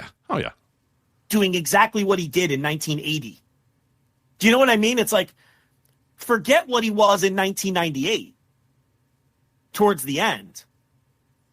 And, he wrestled for a long time after that as an older guy, bouncing around, all those Japanese indies and, I guess going back to Mexico at times as well. But just, he could do exactly what he was doing in the 70s or the 80s or the mid 90s. And, it could be one of the best workers in any top level promotion today. Yeah. That's how great he was as a worker. His influence, you almost don't have the words to describe how influential he is. The best way, if you've never seen him wrestle, is just stick that name into YouTube and watch 5 random matches, and you're going to say, I know exactly what these guys are talking about now. Because this guy was so ahead of his time with his work, and it's still state of the art right this second. A lot of the shit that he was doing. There's stuff in the 70s he was doing, the kinds of dives that guys are still, doing today. It's not like it's I don't know. It's not like Jimmy Snuka doing a top rope splash, which was like people couldn't believe their eyes when Jimmy Snuka was doing a top rope splash in 1984, where today that, all right, big deal. The stuff that Hamada was doing would still blow people's minds today. That's the point I'm trying to make. Would still be state of the art. Every now and then you'll see him do spots or see people in his matches do spots, and you're like, shit, I've never seen that spot before. Right. Like it hasn't been copied, on a wide scale. And, that's something that maybe guys today should borrow and take. But, I don't know. Do you have anything else on him? I can't praise him enough. This is just a deeper version of the conversation that we have whenever he's on the Hall of Fame ballot, really. But yeah, he's, considered the godfather of Lucha Reso, and we all know that Lucha Reso has penetrated into every style of pro wrestling that basically exists on the planet today. And he is patient zero. It all started with him when he went on that excursion and blended the styles and then brought it back to Japan and then trained all the guys who trained all the guys who trained all the guys. Yeah, the tree, like you said, if you go into the tree, it'd be enormous. It'd just be like absolutely. He's Bill Walsh, like right. he's whoever, like he's the start of the fucking coaching. Like it all starts with him. So, and obviously the influence that Dragon Gate has had on pro wrestling over the years, and by merely, and all the wrestlers that have come through Dragon Gate over the years, again, it all roots back to Gran Hamada, who, again, just to wrap it up, one of the most influential wrestlers to ever walk the earth. To me, one of the best pro wrestlers to ever do it between the bells, and someone who I think is greatly underappreciated. I think there's even a lot of hardcore wrestling fans who might not be overly familiar or familiar at all with his work. So we had some people in our Discord. Those are some pretty savvy, heady wrestling fans, and they were asking for footage, and some of them were like, "Oh, I always confused him with Grand Naniwa. Naniwa's the crab guy. Hamada's the guy without the mat." It's like right. He's underappreciated in a lot of ways because, again, I think it's a weird for someone who wrestled as long as he did. Relatively speaking, there's a lack of footage. Because a lot of those places he worked just were poor with their footage. And even Michinoku Pro, as hot as they were, that's not the easiest footage to find. No, we have a lot of the same stuff. Like a lot of the Michinoku Pro stuff we have is when they went to Sumo Hall or whatever, that famous show. Obviously, we have a lot of that footage. But the big the Mask League stuff, we have some of those. But yeah, we don't have a lot of the Michinoku Pro house shows.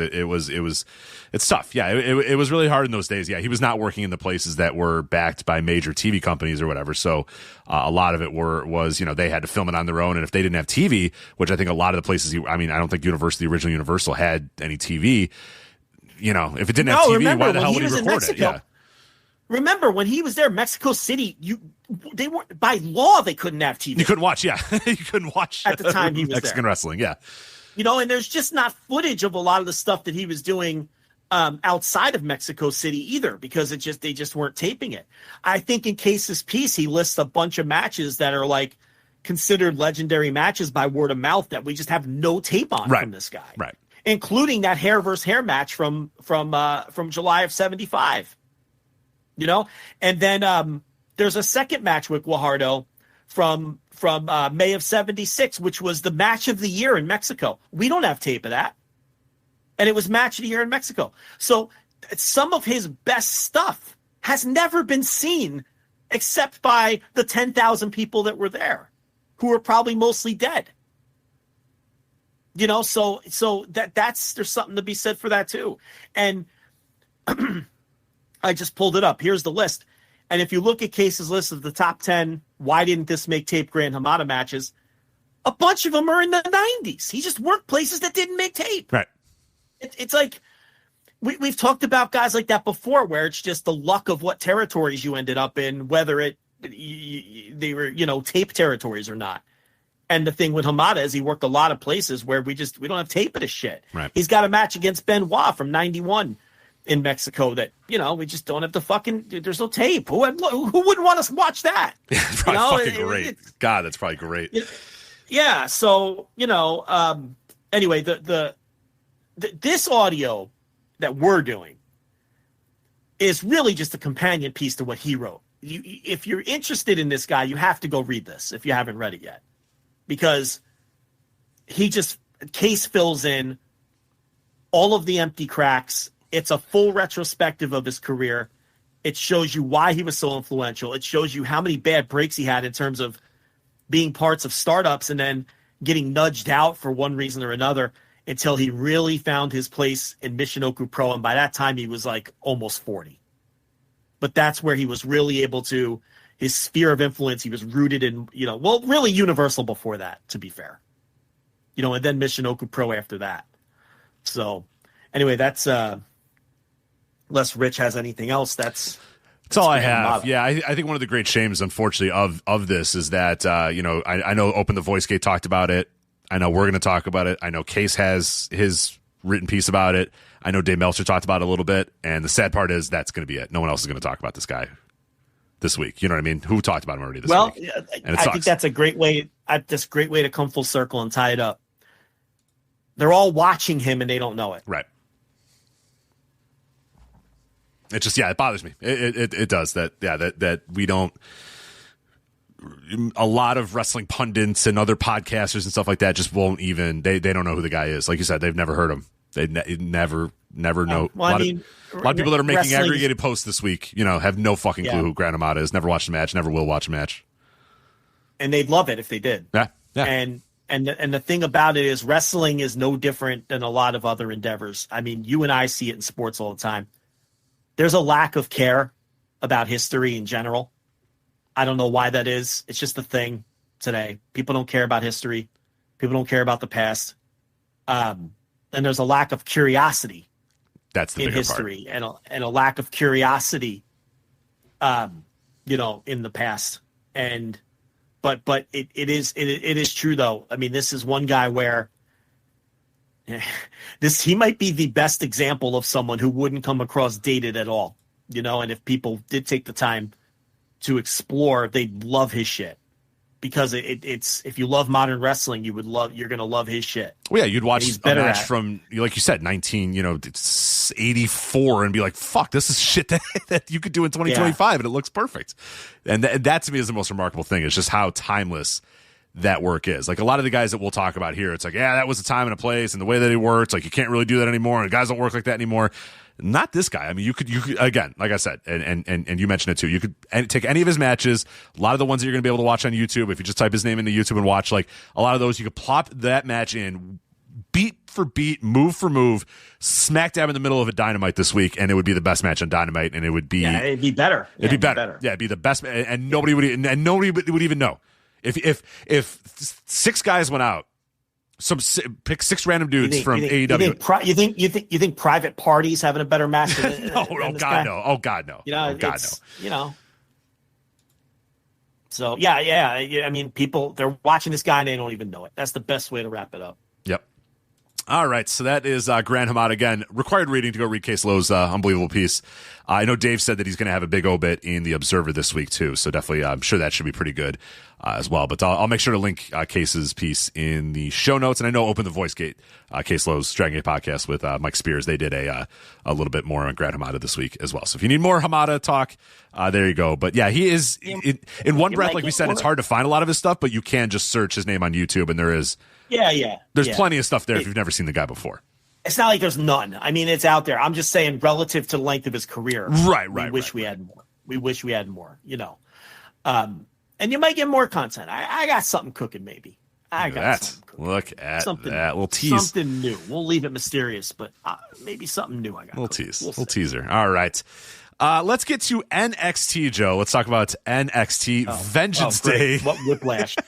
What incredible whiplash. What am I supposed to do? Where am I supposed to go? You want me to talk about the Champion Carnival to try to bridge the gap there? I know. It is quite the whiplash. My God, is it quite the whiplash. NXT Vengeance Day. You know what? You have to rip that Band-Aid off somehow, so let's do it. This was their pay-per-view last weekend. You had made the smart decision of watching it on Saturday afternoon. Yeah, I did. Ahead of Grand Slam Australia. You told me, Rich, you're going to be in for it. You got to sit down and watch the show. And I did. And it took me a couple days, a couple sittings. You were right that I did not hate it, though. I knew you wouldn't hate it. But I didn't like it at all, if that makes sense. It wasn't good, but I didn't hate it. There's a lot of stuff I still disliked about it, but I did not hate the show. I didn't, like, a lot of times I finish these NXT shows and I'm like, what the why are we doing this? Like, I got to tell Joe, like, enough of this. I can't watch these anymore. Yeah. No more. No mas. I got to give up on these. But this one was just bad. I would say just kind of normal bad to just whatever. But there were some booking decisions, some other things that happened that made me, like, annoyed and angry. So I think there's going to be enough to talk about, even if it was a show that just ultimately was just kind of a wrestling show that just, I don't know. Nothing really happened on it. I can't call. I don't think it was bad. I thought the show was fine. There were too many matches that I thought were pretty good to call it a bad show. I think it was one of the least offensive NXT pay-per-views that we've covered in a long time. I honestly, I think these NXT pay-per-views are. We may be done with the painfully awful era, like those Halloween Havoc shows that were just flat out horrendous. And you know what? There's a weird thing happening in NXT, okay? And see if you're following me here. This show here was clearly built around Stephanie, Vakir, and Julia, right? Correct. And then they ended the show with them kind of doing the Guerrero Benoit thing, and don't worry about whatever happened there. But they ended it with, like, Vakir and Julia, raising each other's hands and all that. Two experienced workers who, with worldwide experience, who we know are good. They're bringing in experienced wrestlers from Impact. The Jordan Grace is starting with an NXT. Ricky Starks is starting with NXT. They bring in Ethan Page and Shawn Spears. The tag team champions are Axiom and Nathan Frazier. They bring in Yoshiki Inamura from Noah. Do you see where I'm going with this? Yeah, Austin Theory and Grayson Waller fill out the roster. Yeah. This NXT for a while was the greenest of the green. And it really was being reflected in the quality of the shows, and that you'd see some truly awful shit. These shows are loaded with experienced wrestlers now. We are not far off from the strategy that Levesque was employing when he was running NXT. And I'm not talking about the weird, like, era where they were going against Dynamite. I'm talking about, like, the WWE Network era where he was super indie. Yeah, the super indie. Right. Right. Exactly. Where he was, Finn Balor and Kenta and all the great Samoa Joe and all those guys, yeah. Blended with the developmental wrestlers. Whereas the later era Levesque NXT was just a straight up, there were no green wrestlers. It was just all, I'm not talking about that weird era with the death metal and all that. That was a weird fucking era.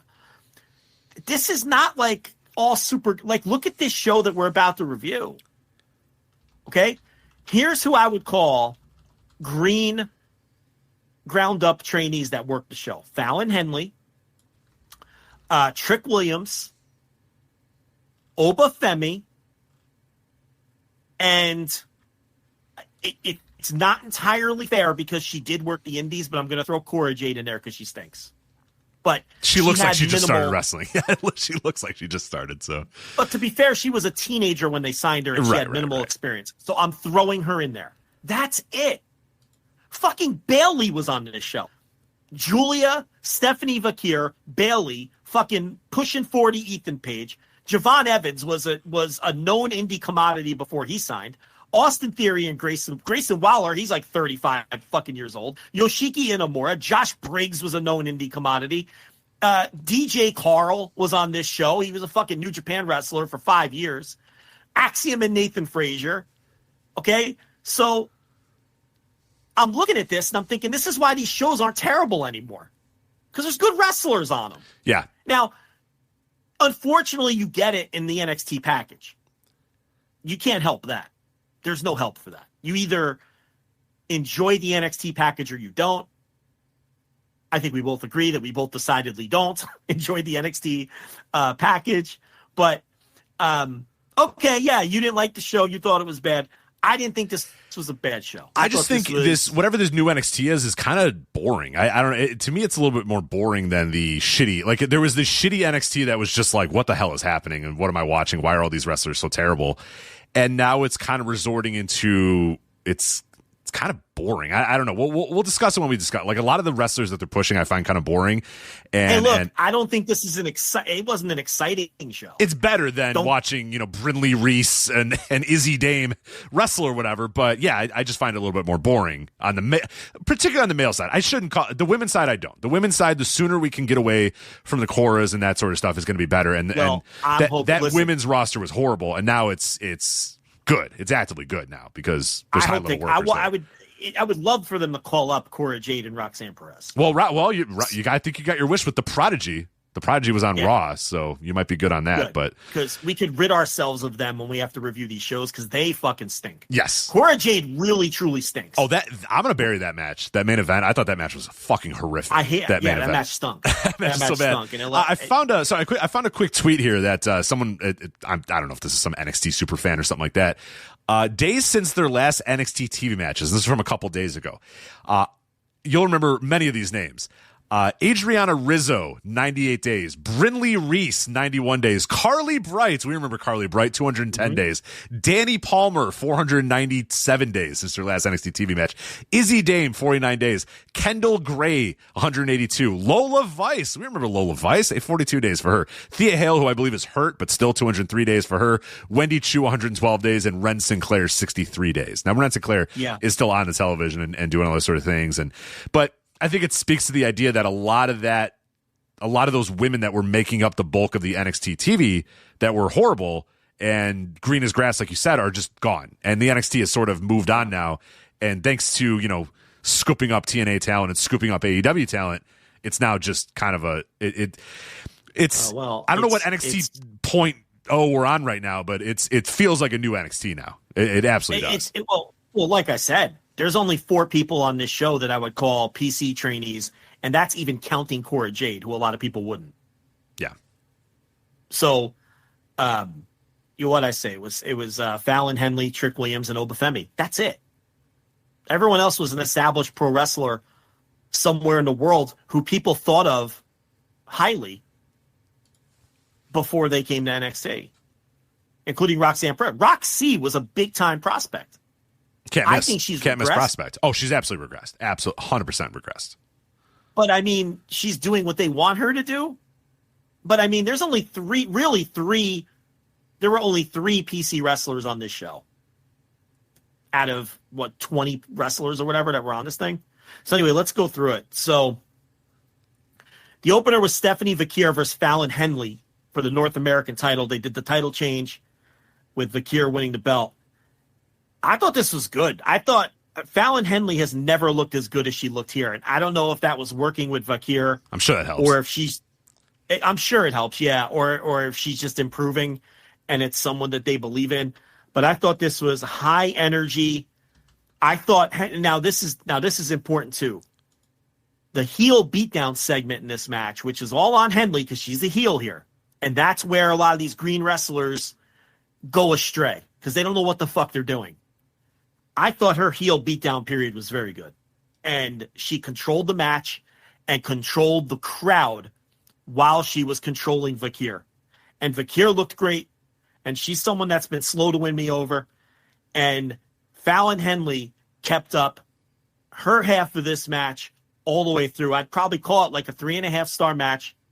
And Vakir wins the North American title in a match that I thought was shockingly very good. Yeah, I'm with you. I think Vakir, she's good. She's gotten really, really good. And she's somebody that I think people were a little bit jumping the gun with her a bit. You know what I mean? A couple years ago, people were like, oh, she's one of the best wrestlers in the world. And it's like, all right, calm down. She's good. She's good. You can tell there's potential there.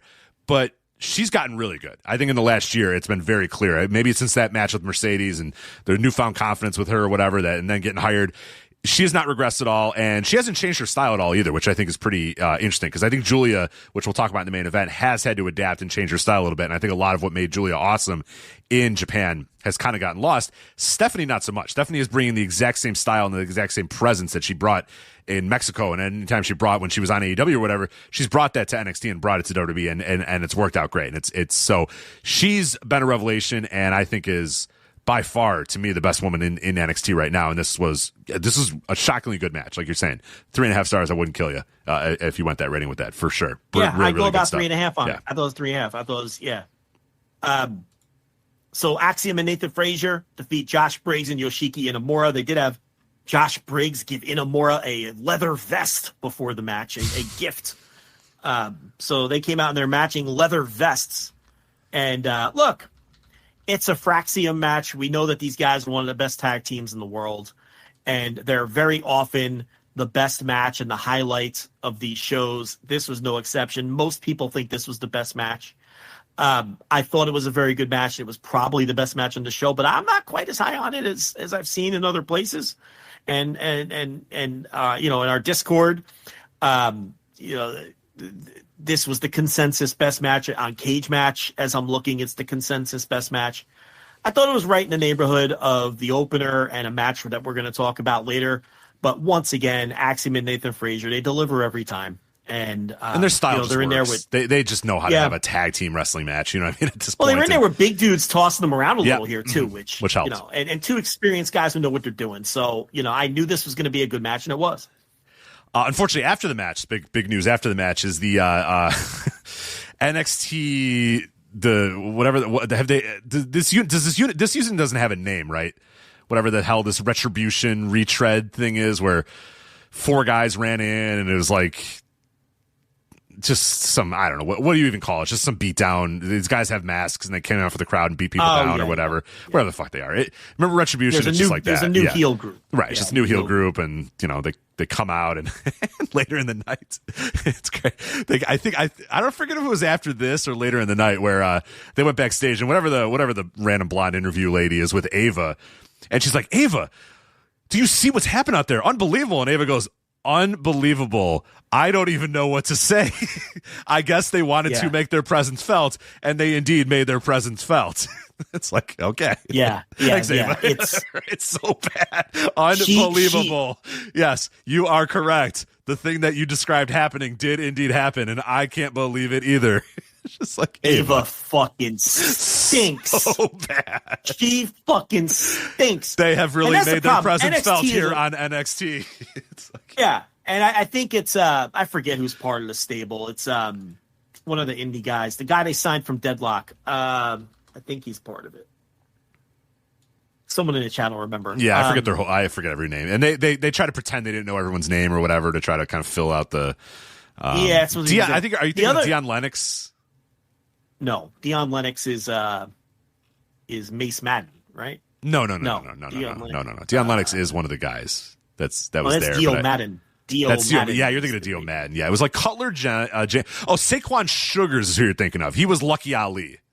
Lucky Ali's the one I'm thinking. Yes. Lucky He's Ali. Saquon Sugars in NXT. Okay. Cutler James, Sure.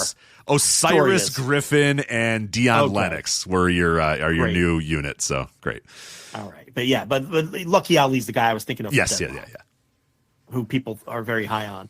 So he's doing that. The other annoying thing about that is they do like these strobe light effects when these guys are in the ring. And again, that's the problem with NXT. It's this overproduced junk. Okay? It's a fucking pro wrestling angle. Just have them come in and do a beatdown. Do I have to do the strobe lights? Like, why are these heels controlling the lighting in the building? Does that bother you as much as it bothers me? Of course it does. I'd rather it be more authentic. I'm that way with all wrestling. I wish more modern wrestling felt authentic. And the best thing to do would turn all the house lights on and have cameras shake and have cameras be a little weird and not perfect cuts and strobe lights going off while they're attacking people. Because then it's just like, okay, well, why is the production crew in on it? I think that was the same way about run-ins. You know me. I'm weird enough about run-ins where I would never play the music when the guy's running in. I think that's I know beyond the pale too. But so that's kind of where I'm at. There's situations where I'd play the music for a run, but everyone knows what we mean when we say that. Like you want the organics to be more, the run-ins to be a little more organic, especially when guys are making saves and things like that. You know what I mean? I checked the chat to see Lucky Ali, and I'm giving him more credit. Apparently, Fallon Henley is not a PC trainee, and she has 5 years experience. She was with Shine for a while. She did some AEW matches during the pandemic. Oh, she was a dark wrestler. I forgot about that. She did do a little bit of. She has a lot of experience. She had 5 years experience before they signed her. She's 30 years old. She's not very good for all that time. She's pretty bad then. So it's actually, if you really want to break it down, there were only 2 ground up trainees on this show. Two. Trick Williams and Obafemi. Unless someone's going to correct us on those guys. Those guys are definitely both ground up. All right, so next up was the strap match. DJ Carl and Trick Williams. No one's going to confuse this with Bryan Danielson versus Ricky Starks. Man, I don't know. If you're not going to allow the kind of violence you need for a stipulation like this, you probably just shouldn't do matches like this, right? Because this was like a 2.5-star match. And you got to let these guys welt each other up. Some blood would be nice. They're not going to do that. I want to see some choking. They're not going to do that.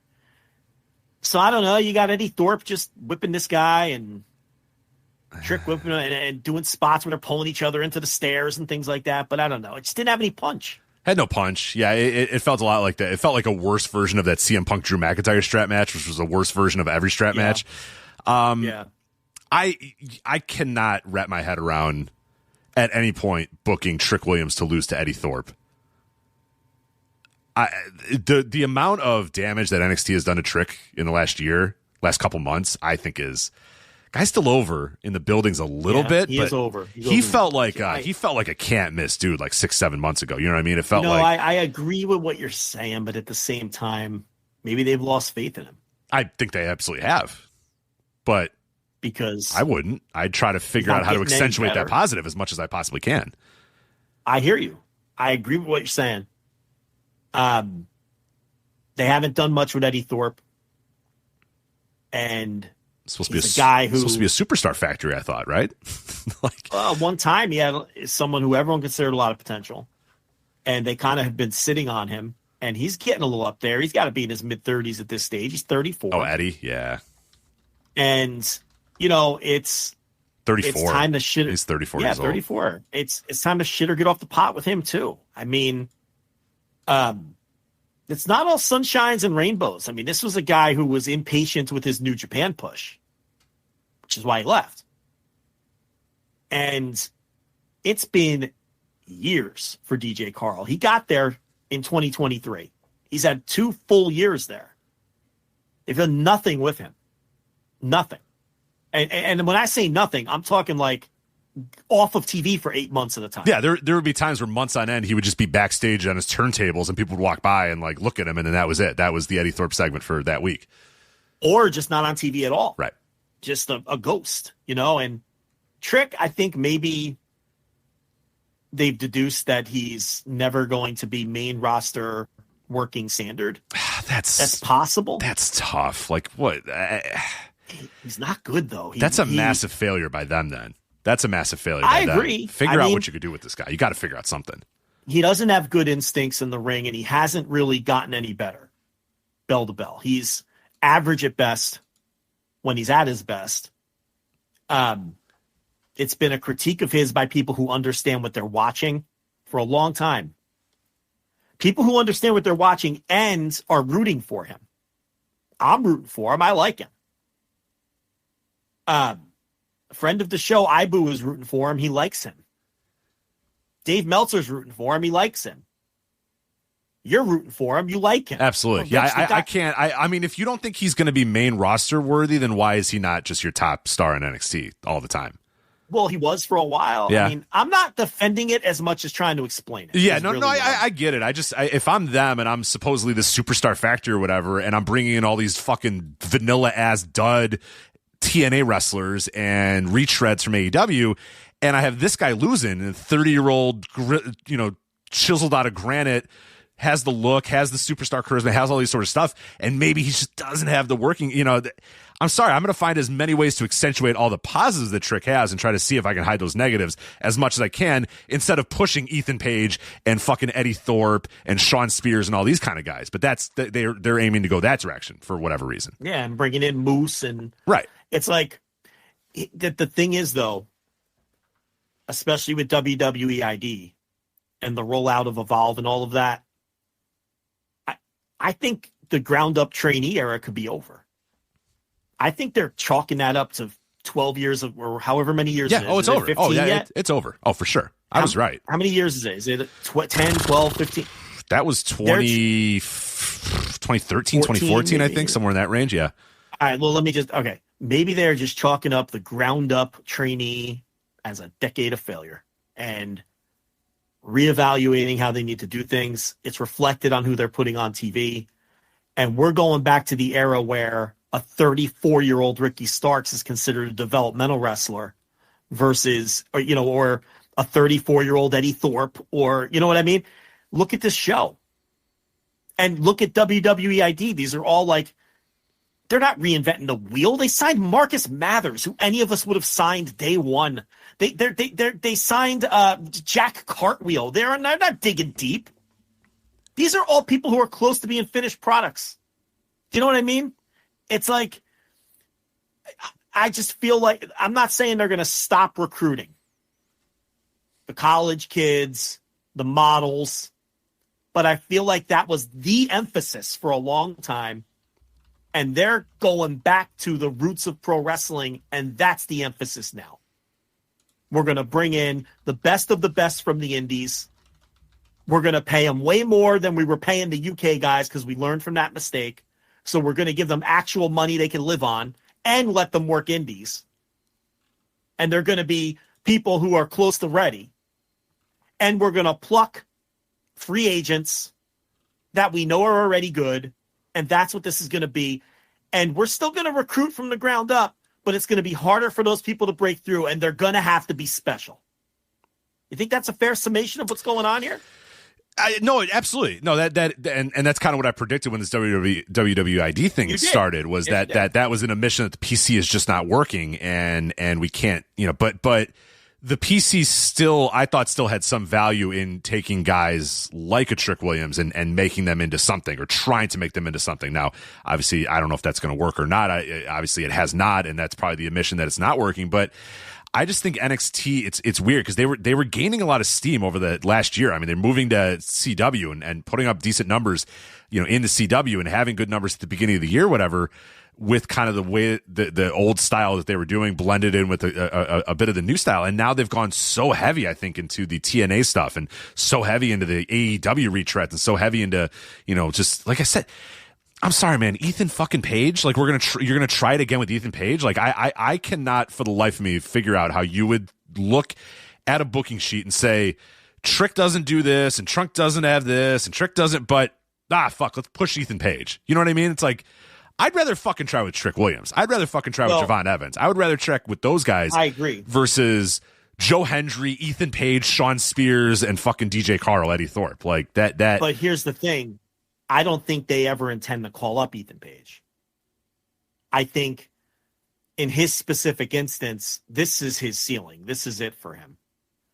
I think they have designs on calling up an Eddie Thorpe or a Ricky Starks or someone like that. They're not calling up Ethan Page or Sean Spears.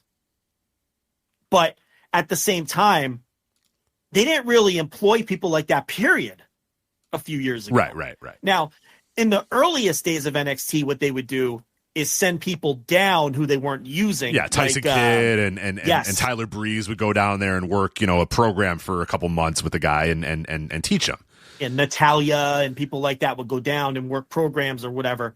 Now they're just signing people and assigning that role. They're never calling up Sean Spears or Ethan Page. So what are you thinking you're going to get out of Ethan Page and Sean Spears?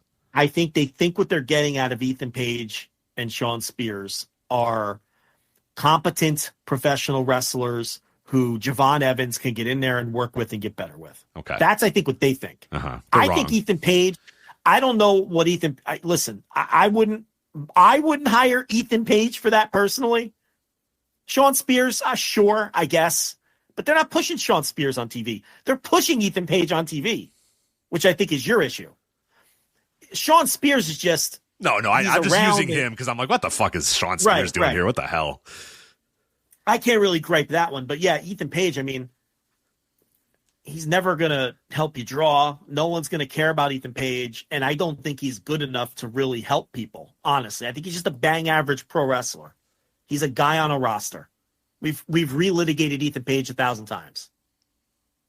Maybe we're wrong.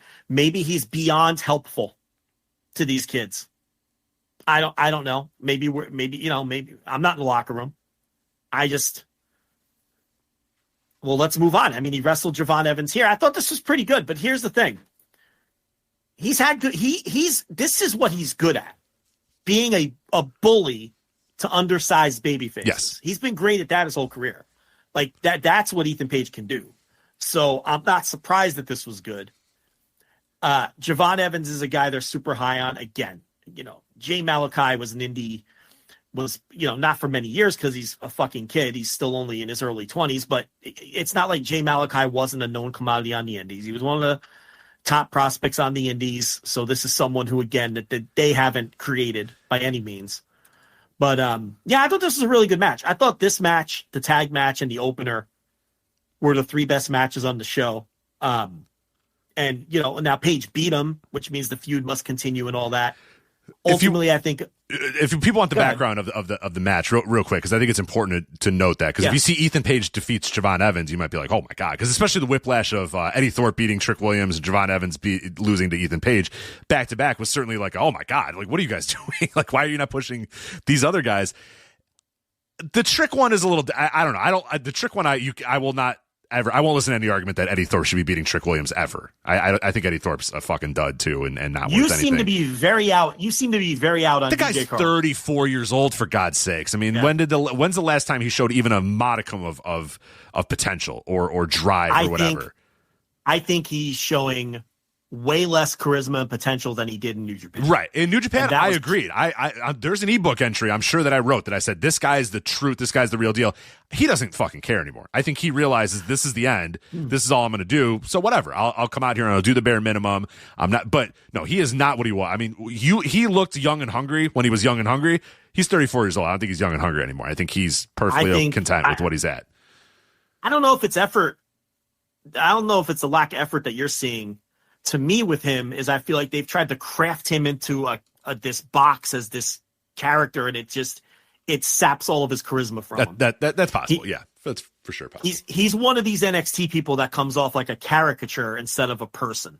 Does that make sense? It's like, of course, there's a total inauthenticity. There's a lack of authenticity with him now. That with New Japan, when he was this young and hungry guy who had this great size and great look, and he was winning the whatever they called their Young Lions Cup deal, and he had all this potential, and you're like, wow, you can envision this guy get in G1s and stuff. Now I watch him and I'm like, and I'm sure he has some control to some degree over his presentation with his Native American heritage and everything. I'm sure he has some say with it. Obviously, the name Eddie Thorpe, I mean, it's a Jim Thorpe tribute, and we all understand that. So I'm not saying that none of this is on him, but the presentation just comes off inauthentic from the sense of he doesn't feel like a real person. He feels like an NXT caricature, and I think it's sucking all of the charisma out of him because he doesn't come across charismatic anymore. But anyway, whatever point you were making. What I was going to say for if you got a little shock of like, oh my God, Ethan Page beat Javon Evans. The story here is preposterous, by the way, of how this match even came to be. Javon Evans got a hurt jaw. I guess Page broke Evans's jaw, and the doctors wouldn't clear him. But then Evans was like, "Please, can I please get cleared?" And the doctor said, "I'll clear you, but if you get punched in the face, you're never going to be able to wrestle ever again." And Javon said, "All right, I'll take that." For a broken jaw. But anyway, right. Just work with us here. Just pro wrestling. It's Sean. It's Chef Michael's cooking, man. I don't know. Ask him. Yeah. So then the NXT Ava was like, "Well, Javon, if you sign this contract that says we are not responsible if you can never wrestle again, you can wrestle the match at NXT Vengeance Day this Saturday on Peacock or whatever." So then he said, "All right, fine." And then he put a mouth guard in. He got into the ring and put a mouth guard in.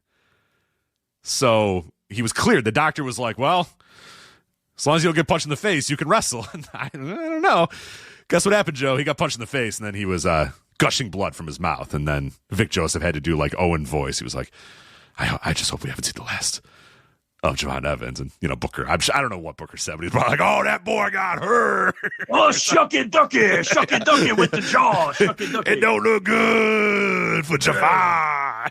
Or something, something like that. As Vic's trying to do, Vic's trying to do the emotional, like, "Oh my God, we may have seen the last match of Javon Carter." And then, like you said, shucky ducky quack quack, some bullshit by Booker T. But there you go. So that's how Ethan Page defeated Javon, because Javon went to the top rope and then Ethan hit him with a big punch and then hit his little flippy twist of fate thingy or whatever, and then got the win. So all right, so Obafemi defeats Grayson Waller and Austin Theory, but is like a 3-way, but the guys, they're working together. They're a tag team. They're working together, but there's also a lot of tension in A-Town Down Under. So yeah.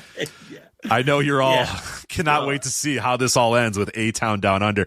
I hated this match because this whole match was about Austin Theory and Grayson Waller and not about Omafemi, which again, I'm sorry.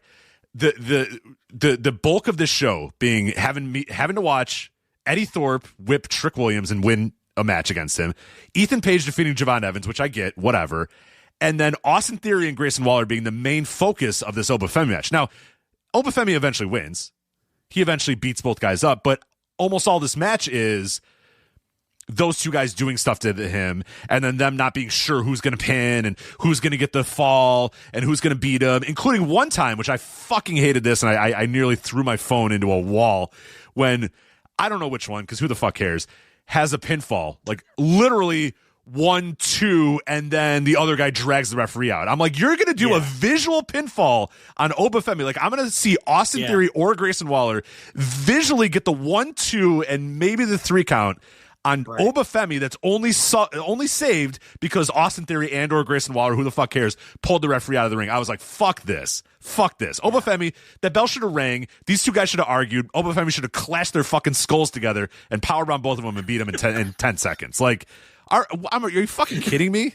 The old smash their heads together spot. Right. These are dork, fucking generic, bullshit, vanilla ass wrestlers. Just beat them. So, you smash their heads together. One guy takes a comically over-the-top bump over the top rope as he's staggering around, and the other guy gets powerbombed. It's Obafemi. You should push the guy to the fucking moon, not these Jags. These fucking vanilla-ass Jags. Like, the show is just filled with vanilla-ass Jags. It's tough. It's a tough watch. All right, so the main event. Now, this is the match. Oh, by the way, the guys jumped in again. The 4 guys came in and the strobe lights came off again. It's like, get them out of the building, Gabe. What are we doing here? Are you sure they did it twice? Yeah, they did it twice. Chef Michael's cooking. He's like, let's do that again. Let's have the four, like, because you would presume that after the four guys beat everybody up, that they would be like removed from the premises or whatever. I just came back, beat guys up again. Look, Shawn Michaels. Look, I'm not saying he's Tommy Dreamer booking OVW, but he's one of the worst bookers I've ever seen. He stinks. He's awful. Julia in a 4-way with Bayley, Cora Jade, and Roxanne Perez. She retains the title. I hated this match. I was bored. First of all, I was bored to tears. It's a painfully dull and boring match with nothing happening. And they're no doing discernible moves. Story. They're doing moves. Exactly. There was like no. Usually WWE will bang you over the head with some goofy story that isn't good in their match, but this didn't even have any discernible story. Julia to me has been outshined by Vakir. She has 100%. Not impressed me. Mm-mm. I have not been impressed by Julia. She's been fine, but she's not jumping off the screen for me in terms of her work. She has obviously a presence and a charisma. That's something different. Cora Jade is. I don't want people to think I'm just laying it on heavy. She is a terrible pro wrestler. Cora Jade fucking stinks. She is awful. She's terrible in the ring. She can't promo. She has no like her face. She can't like make like she doesn't look like she's actually wrestling. You know what I mean? She looks like she's playing a pro wrestler. She goes out there and just makes dumb faces, and it's bad. She's brutal. She's stinking up the joint in Impact. Have you seen her on the Impact TV? Yes. She's terrible. She can't walk. I told you that one segment where she was instructed to walk down a hallway and flick her hair around.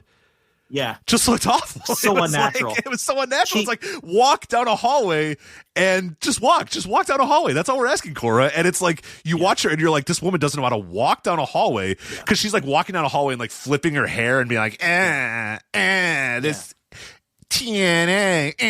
It's just like you watch it. You're like, what is, come on. Walk. Just learn how, just walk down a hallway. She cuts little choppy promos like this, where she says 2 words at a time. Like she can't string a fucking sentence together. Right. Talk and walk. I don't know. It's going to be tough, but I'll try. Yeah. Talking and walking is too difficult for this person, let alone wrestling. And she is the shits in the ring. Make no mistake. Yeah, she's brutal. She is the shits. That term applies here. Roxanne Perez, whatever. We've talked about her a million times. One of my least favorite wrestlers to watch, but she's fucking Lioness Asuka next to Cora Jade. I mean, Cora Jade is so bad.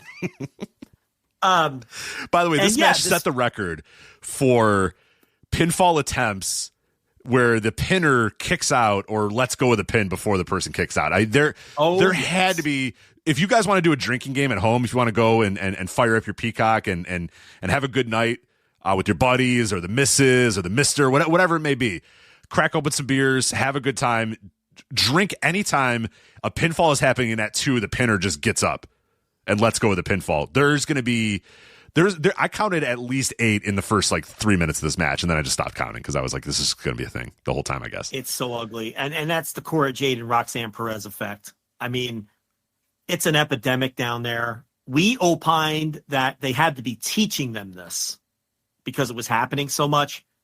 I was told with 100% reliability that that's not the case and that they're actually trying to teach them to stop. Well, they're doing a horrible job of teaching them to stop doing it. Yeah, because it's still happening. But yeah, it's annoying. You can't unsee it once you see it. And again, it was so frequent that people thought it was on purpose, which is crazy. Yeah, but the match was boring. It was sloppy in spots. Very sloppy. Very sloppy in spots. It's like you have these 4-way matches, and it's just, man, you know, with people like Cora Jade, how old is she? She's like 22 or something. She's still, yeah. The unfortunate thing with her is she missed like key developmental years that should have been done on the indies and work in the Chicago indie scene and stuff. And she just never did that. And she went to the PC. She's 24 now. And she's, those key years being missed are going to be impossible to catch up for her. She's never going to get good now. If there even was a chance of her getting good, it's never going to happen now. The thing about Elena Black is I never considered her some kind of hot prospect. Did you? Oh, no, I mean, no. She worked your neck of God, the woods. No. She got signed way too early. Way too early. We said it at the time. I remember we talked about that. We're like, she's 18. Why are they signing her? She's 18 and she's not that good. So, and wrestlers with her look are a dime a dozen. They've got a half a dozen of her in the PC. Yeah. So it's like, why are they rushing this person? You know, and the match just didn't work, and it was really long and really dull and really boring, and Julia retained, and then they did the post-match deal with Julia and Vakir. That's how the show ended, with them celebrating, and it's like... Well, and then Jordan Grace appeared with her We Are NXT shirt. Yeah, with her We Are NXT shirt. So yeah, so they're starting her there too, and like allegedly she has a main roster contract, and that might be true, but she's another example we didn't even talk about of them just loading up NXT with experienced wrestlers, as opposed to, where not that long ago we would come on here and talk about these shows because it was all a bunch of greenhorns stinking the place up. And that's, now it's just, like you said, I just think it's boring. It's a boring promotion. Yeah. It's nothing happening. It's a lot of guys I didn't want to watch in TNA now on NXT, and I'm like, I don't want to watch them here either.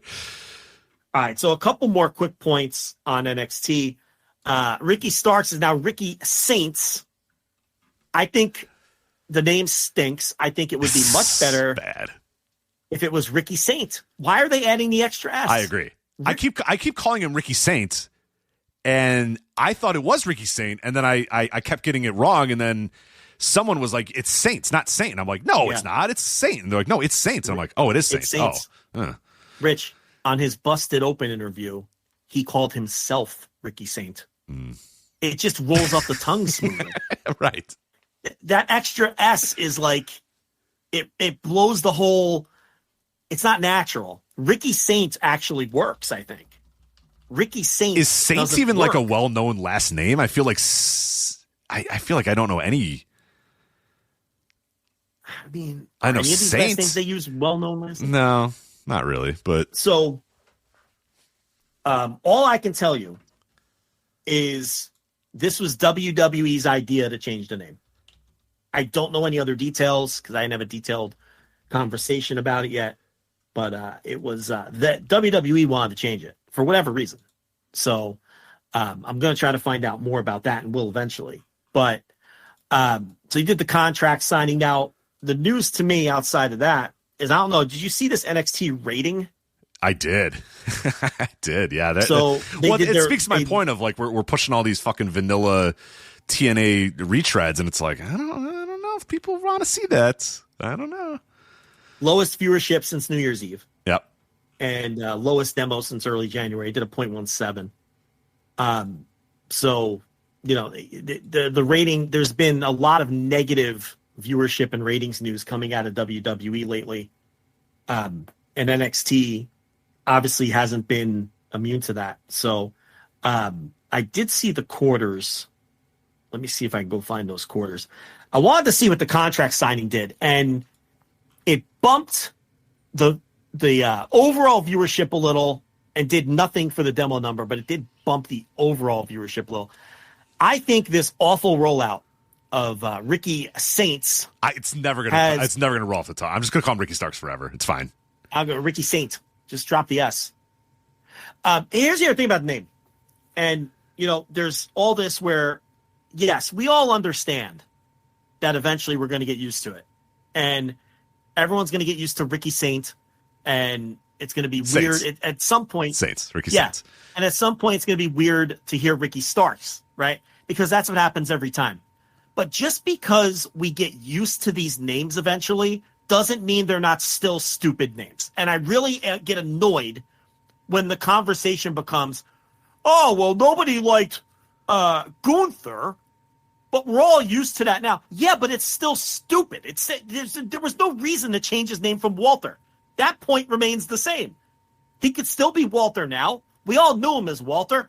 Walter doesn't sound any dumber than Gunther does. They both are dumb-sounding names, so it was pointless to change him from Walter to Gunther. There was no upside from changing Walter to Gunther.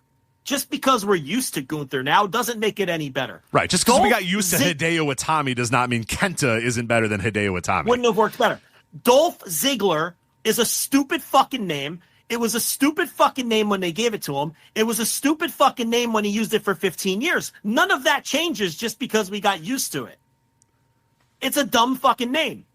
So it's like people conflate this idea that getting used to a name means that the name is good now. That's not the case. A dumb name is a dumb name. Ricky Saints is not a good name. And it will not be a good name when we're all used to it and we're used to saying Ricky Saints with the S. Should really not have the S. It's unbelievable that it has the S. Yeah, it's pretty. But God, it drives you nuts with the way that, Yeah. It's bad. That was Bully Ray's big argument this week. Oh, well, we're all used to Gunther turned out to be a really good name. No, it didn't. No. Gunther still sucks. Yeah, Walter would have been just fine. It's. I'm not saying Walter's good. Walter sounds like an accountant. But again, all caps. Gunther, put it in all caps. Gunther's not any better. Butch was not, we got used to Butch, but it was never good. They even admitted that one and fucking backtracked. Nobody's Butch. That Butch sucked. Yeah. So it's like, the first time you heard Dolph Ziggler, I mean, you're like, what? That's not a good wrestler name. That sucks. Right. He made the most out of the name Dolph Ziggler, and we all got used to Dolph Ziggler. But it does, yeah, it's still an objectively bad name. Dolph Ziggler. It's an objectively bad name. And I believe it put a cap on how hard you could push him. I really believe that. Dolph Ziggler, you can't put that on a fucking marquee. Dolph Ziggler, that is an all-time bad wrestling name, Dolph Ziggler. He worked through it, but we got to stop with this. Bad names are bad names, man. So anyway, you got anything else with this NXT? Or can we move on actually, you're talking about bad names there, right? Yeah. Bad names in NXT? Yes. I got a little bit of a game for you, Joe. Oh, no. You ready for this? All right.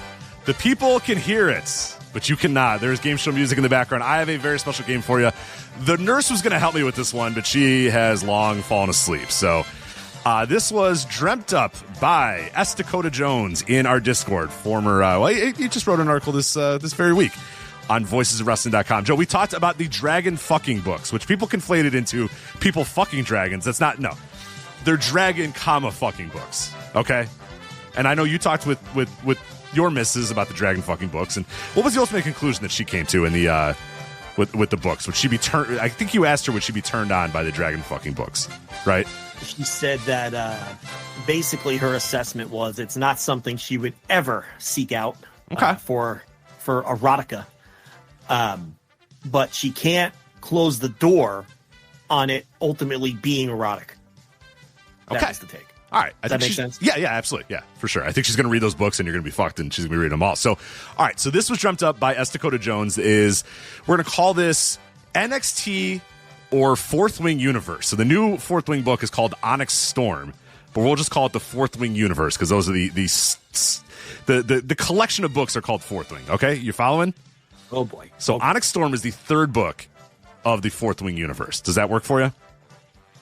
These are all the rage now. No. The TikTok, the book talk, the kids love them, the adults love them. They're all the rage right now. Dragon, fucking books. All right. No, Onyx Storm is in Fallon Henley's unit in NXT. A great, exactly why we're going to play NXT or Fourth Wing Universe. So, okay, if I were to say Ren Sinclair, you would say NXT, right? That's Maddie Runkowski. Exactly. So yeah, it's easy. You know how the game works. Everybody, you can play at home. All right. So we'll start off with I have 12 here. So and I have a tiebreaker too. Should you meet the exact number here? So Garrick Tavis. Now, by the way, this can count NXT Level Up, NXT Evolve, right. ID wrestlers, all that sort of stuff. It counts all of them. So I'm counting the whole NXT universe here. Garrick Tavis. Is that a Fourth Wing Universe or NXT wrestler? Garrick Tavis? With a G. Garrick Tavis. Garrick with a G, Tavis with a T, as in Tom. That's like someone was an Eric Davis fan and they came up with Garrick Tavis. Right. They're like, I really love Eric. Yeah, if you became an NXT wrestler in a different universe, you would probably be Garrick Tavis. But can I go off the board? This is the name of an N64 baseball game made in Japan, giving players American names. Ding, ding, ding. You nailed it. See? I threw a wild card in there, but you nailed it. Yes. It is the unlicensed version of Ken Griffey Jr. baseball for SNES. Yes, you got it. So. And the player for, quote, Cincinnati, no nickname. Right. Yeah. Garrick Tavis. CIN, for the CIN team in the yes. National Central. Yes. It happens to wear red. Yes. Right. And he's the center fielder, Garrick Tavis. I will say that is an NXT wrestler. You would be incorrect. That is a Fourth Wing Universe character, Garrick. That doesn't sound like Tavis. A Middle Ages kind of name, Garrick Tavis. Bring it up with whoever wrote that. I'm not going to say because I forget which one wrote it. And if anybody listens that's a big fan of those, they're going to get upset. All right. Zayden Ryerson. Ryerson? Ryerson sounds... RioRsen. Zayden Ryerson. Zayden is very much an NXT name. Ryerson is very much a Middle Ages name. So this is a tricky one. I will say it's the Dragon Fucker books. You would be correct. That is a Fourth Wing Universe. Yes, the Zayden Ryerson, I'm told, is the main Shadow Daddy. There are Shadow Daddies, and he is the head Shadow Daddy. Do not ask me what that means. I don't want to know, but I was told when I checked with all these names with the nurse to make sure these were all accurate names, and she said, "Oh, Zayden, yeah, he's the main Shadow Daddy." And I said, "I don't want to know." And I walked away. So that's the main Shadow Daddy is Zayden Ryerson. Yes, Daddy. Yeah. Okay. I don't know what's happening to my wife. This is what's happening. This is what's going on in the other room while I'm doing the show with you. This could work out for you if she starts incorporating some gimmicks into this. Here's the problem. Here's why it's not working out is she just wants to read the books. So I'm like, all right, we going to bed? Yeah. She's like, yeah, I'm reading my book. You can come in like an hour. And I'm like, okay. She might want you to dress up like He-Man, Masters of the Universe. Oh, you're right. Yeah. Like the little wrestling tights with the furry thing around it and like the thing across your chest. And I mean, I'm down. I had a He-Man sword when I was a kid, so I can reprise the role as He-Man anytime. She might want you to dress up like that or Man of War or something. I think she's getting enough out of the books because she just reads them and then she falls asleep, and then I come to bed an hour later and she's just asleep with the book on her chest, and I'm like, all right, I guess that was it for me. So. Well, maybe you got to march in there like Conan the Barbarian and just take what's yours. Right. I just used it to help Arizona State get to that natty, and we're looking good. We're looking good this year, too. So I'm like, all right, honey, I'll see you in a little bit. And then sometimes it's nice to have that pressure off. I crack the knuckles, and I'm like, all right, let's get to recruiting here. Let's try to get some 5 stars here. We need a new right guard. Our right guard is graduating. These new guys are not good, so I need a new right guard. Right, where you don't have to worry, is she waiting for me to come to bed? Like, that pressure's off. No, I get in trouble. I walk in, and she's like, not yet. I got 8 more pages to go. And I'm like, all right, fine, I'll go play another game, and then so anyway, hasn't worked out yet, but we'll see. Shiloh Hill, NXT or Fourth Wing Universe? NXT. Nailed it. Shiloh Hill, NXT. I don't know who Shiloh Hill is, but do you know who Shiloh Hill is? Like, or did you just guess that was an NXT name? No, I'd heard that one. Okay. So yeah, that was an easy one. I don't know who. Whoa. Okay. All right. Whoa. Okay. Hold on a minute. Shiloh Hill is this man's NXT name. Would you like to know what Shiloh Hill's shoot name is? It's probably way better than Shiloh Hill. It is multitude times better than Shiloh Hill. His real name is Thunder Justice Keck. Oh, what are we doing? What? Shiloh Hill? Thunder Justice Keck.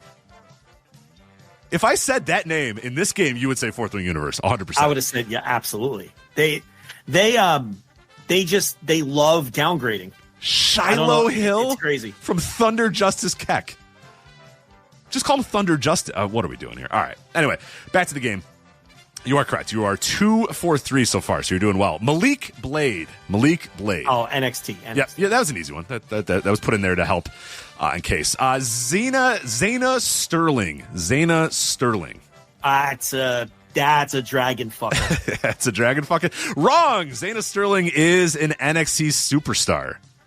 It's a bodybuilder girl. I don't know if she's appeared on. Maybe she could be both. Yeah, that's true. Zayna Sterling is a NXT superstar. So unfortunately, you did not get that one right. You're still ahead, though. Sawyer Henrik. Now, again, Sawyer is right out of the NXT playbook. It is. They love a Sawyer. But Henrik, that sounds like a guy who, lives in a cave, maybe hangs out with dwarves, right? I'm going to go Dragon Fucker. You'd be correct. Nice job. Yeah. I had the same thought, too. Sawyer works. Henrik, that doesn't quite work. So this one might be a little tricky for you. Quinn Hollis. Again, NXT first name. Middle Ages last name. Like, someone would be like, if you're seeking the Eye of Newt's potion, you must seek out Quinn Hollis. He runs a shop at the edge of town, right? Like, that would be right, Hollis, yes. But in these books, he would be a shopkeeper, but he would also have an abnormally large penis. Right, and he loves to fuck. With. Yeah, they would say, I need some potion, and he's like, no, you don't need any of that. What you need is this.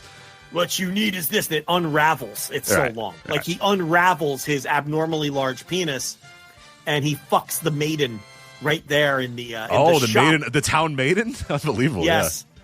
As that music plays, like that music they play with the fucking guitar. They go behind the haystack. Yeah. They go behind a stack of hay and right. And there's a guy skipping around with that guitar, looking at that mini guitar. The small guitar. Right. With the small guitar, while the shop owner, Quinn Hollis, using his abnormally large, unraveled penis to fuck the town maiden. That's what's happening right there. So I'm going to go with that's a Dragon Fucker. Dragon Fucking Fourth Wing universe. You are correct. That is indeed a Dragon Fucking Fourth Wing. So a couple easy ones. This one might be easy for you. I think you'll get this one. Luca Cristofino. Obviously. Oh, come on. That's one of the Italians. Yep. NXT. Was he the one? Because one of them on Vengeance Day did a promo inside of an empty restaurant that did not look like an Italian restaurant at all. And he was like, I'm sick and tired of these people trying to think they're going to take me out here at NXT. It's not going to happen. Was that Luca Cristofino or was that someone else? He's the one that started as a lawyer. Oh, okay. Who is this one then? There's another one. There's Tony Two Stack of Dimes next, D'Amato. And it was Two Stacks. It was what's his face? Yeah. Fucking Two Stack. Yeah, because he's sitting and he's like, Tony's not running the show. Channing Stacks Lorenzo. Yeah, that's who it was. Yeah. He's Tony's not here right now, so I'm running a family. Yeah. He doesn't look Italian. Right. He's not at all. He does the most. No, he does the most put on fake Italian accent like the girl does. It's a mess. At least Tony Donato or whatever the fuck. Yeah, Tony Tits. At least Tony Tits is or Tony Nipples. Tits, yeah, he looks and talks it. Yeah, but it's ridiculous too because they'll have him like at a little table and he'll be like, "Yeah, come over, have some cappuccino and cannoli." Like it's the most stereotypical. It's awful. It's awful. Come get some espresso. Anyway. Yeah, but that's what Lorenzo. It is. Yeah, espresso. I'm having espresso and cannoli over here. Yeah, come on over. Which is funny because, like, I'm sure if you just told Joey Areola or whatever just to talk like you talk, like, it'd be fine. You know what I mean? But, yeah, they make him be. And then, Channing Stacks Lorenzo, who I looked up, is from Raleigh, North Carolina. So I'm imagining probably not a man of, might be of Italian descent. Who am I to say? Not a chance. There's not a fucking chance. But he's like, we gotta take care of some business. You know what I'm saying? Like, it's just so bad. It's like the worst SNL. The worst SNL skit you've ever watched. But they just so. I'm having gabagool and brashol over here. Yeah, right. The family and your family. Yeah. It's just so bad. Yeah. I've had enough of them. Just like, God damn it. At his fucking empty restaurant table with the water cups are never filled. I hate how the water cups are never filled. It annoys me to no end. Just empty cups, empty plates. Espresso cup that has nothing in it. Right, I hate it. Yeah. Where's my tiramisu? Yeah, hey, let me get some. He's just Andrew Dice Clay, basically. Hey, yeah. Hey, where's my tiramisu?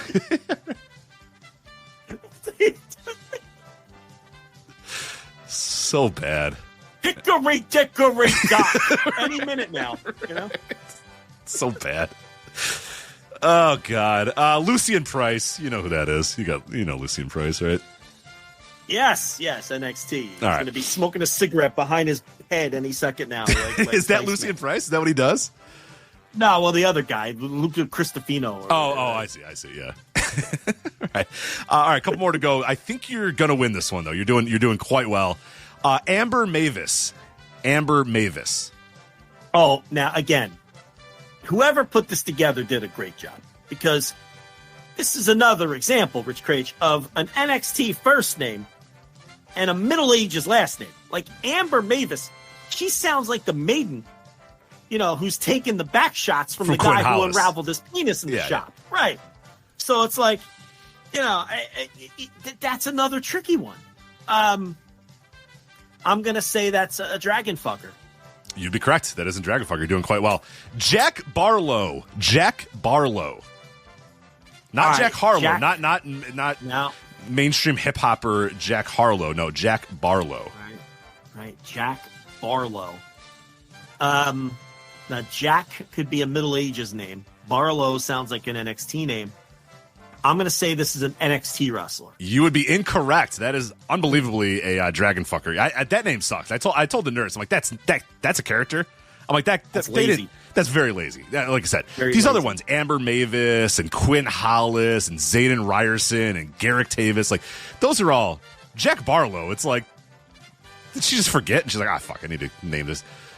Like, did you listen to a Jack Harlow song earlier in the day and you decided anyway, that one sucks. That one's garbage. All right. Final one here, because I do not think the tiebreaker will be necessary. Nico Vance. NXT. There ain't no Nikos in the Middle Ages. You'd be correct. Nico Vance is an NXT superstar. Do you want to play our tiebreaker just to be certain for you? Yeah, let's Burton go. Varish. Oh, that's a dragon fucker. Indeed a dragon fucker, yep. I crushed this game. You did pretty well. You did, let's see, you got only 3 incorrect out of 13. Not bad at all. 10-3. Not bad. 10-3. That's, that's like a solid college football season. That'll get you to the playoffs, absolutely. Yeah. Anyway, that is Fourth Wing / Onyx Storm Universe and NXT Superstar. You did quite well. So when you start reading the books, you'll know all the names already. You'll know everybody, because I know you're a big book reader. You're big on book talk, so you'll be no doubt able to slide in quite well to the universe. So it was going to be a little bit more fun because the nurse is going to read the names to you and bury you for make fun of her dragon books, but then she fell asleep. So listen, reading a dragon book, I only read young adult literature so I can complain. I tell her that all the time. I say, you're reading one of more of your YA books, and she's like, they're not YA books. I'm like, I only read YA so I can then complain on Twitter how problematic all the storylines are. That's the only kind of books I will read. I have never read a YA book, but I am deep in YA Twitter. Are you really? Because the arguments. Okay, so what are the problematic points that were? Do I want to get into this? I don't want to get into this. People are going to get upset. Okay, but it's like exactly what they are. It's like, well, which side of the fence are people upset about, or both sides of the fence are upset at everybody? It's they're eating their own. Well, okay. Leave it at that. Okay. It's like, you know what I mean? Like it's the craziest. You know what I'm getting? You're picking up on. I got it. Yeah, I got it. There's no. They all think they're on the same side, but they're just all mad at each other. Yeah, sounds like Twitter. Sounds like Twitter. Yeah, for sure. Yeah. All right, so that is then we're done with NXT. We just move on from NXT and Ricky Saints and Ricky Starks and all that sort of stuff. Let's go briefly into this Grand Slam Australia rating. We want to talk a little bit about this. You teased it on your Thursday Dynamite reviews this week for the Grand Slam Australia rating. Now, of course, this was going up against the or leading into the All-Star Saturday Night ratings, which let me get those real quick because I think this makes it even more impressive what they did do.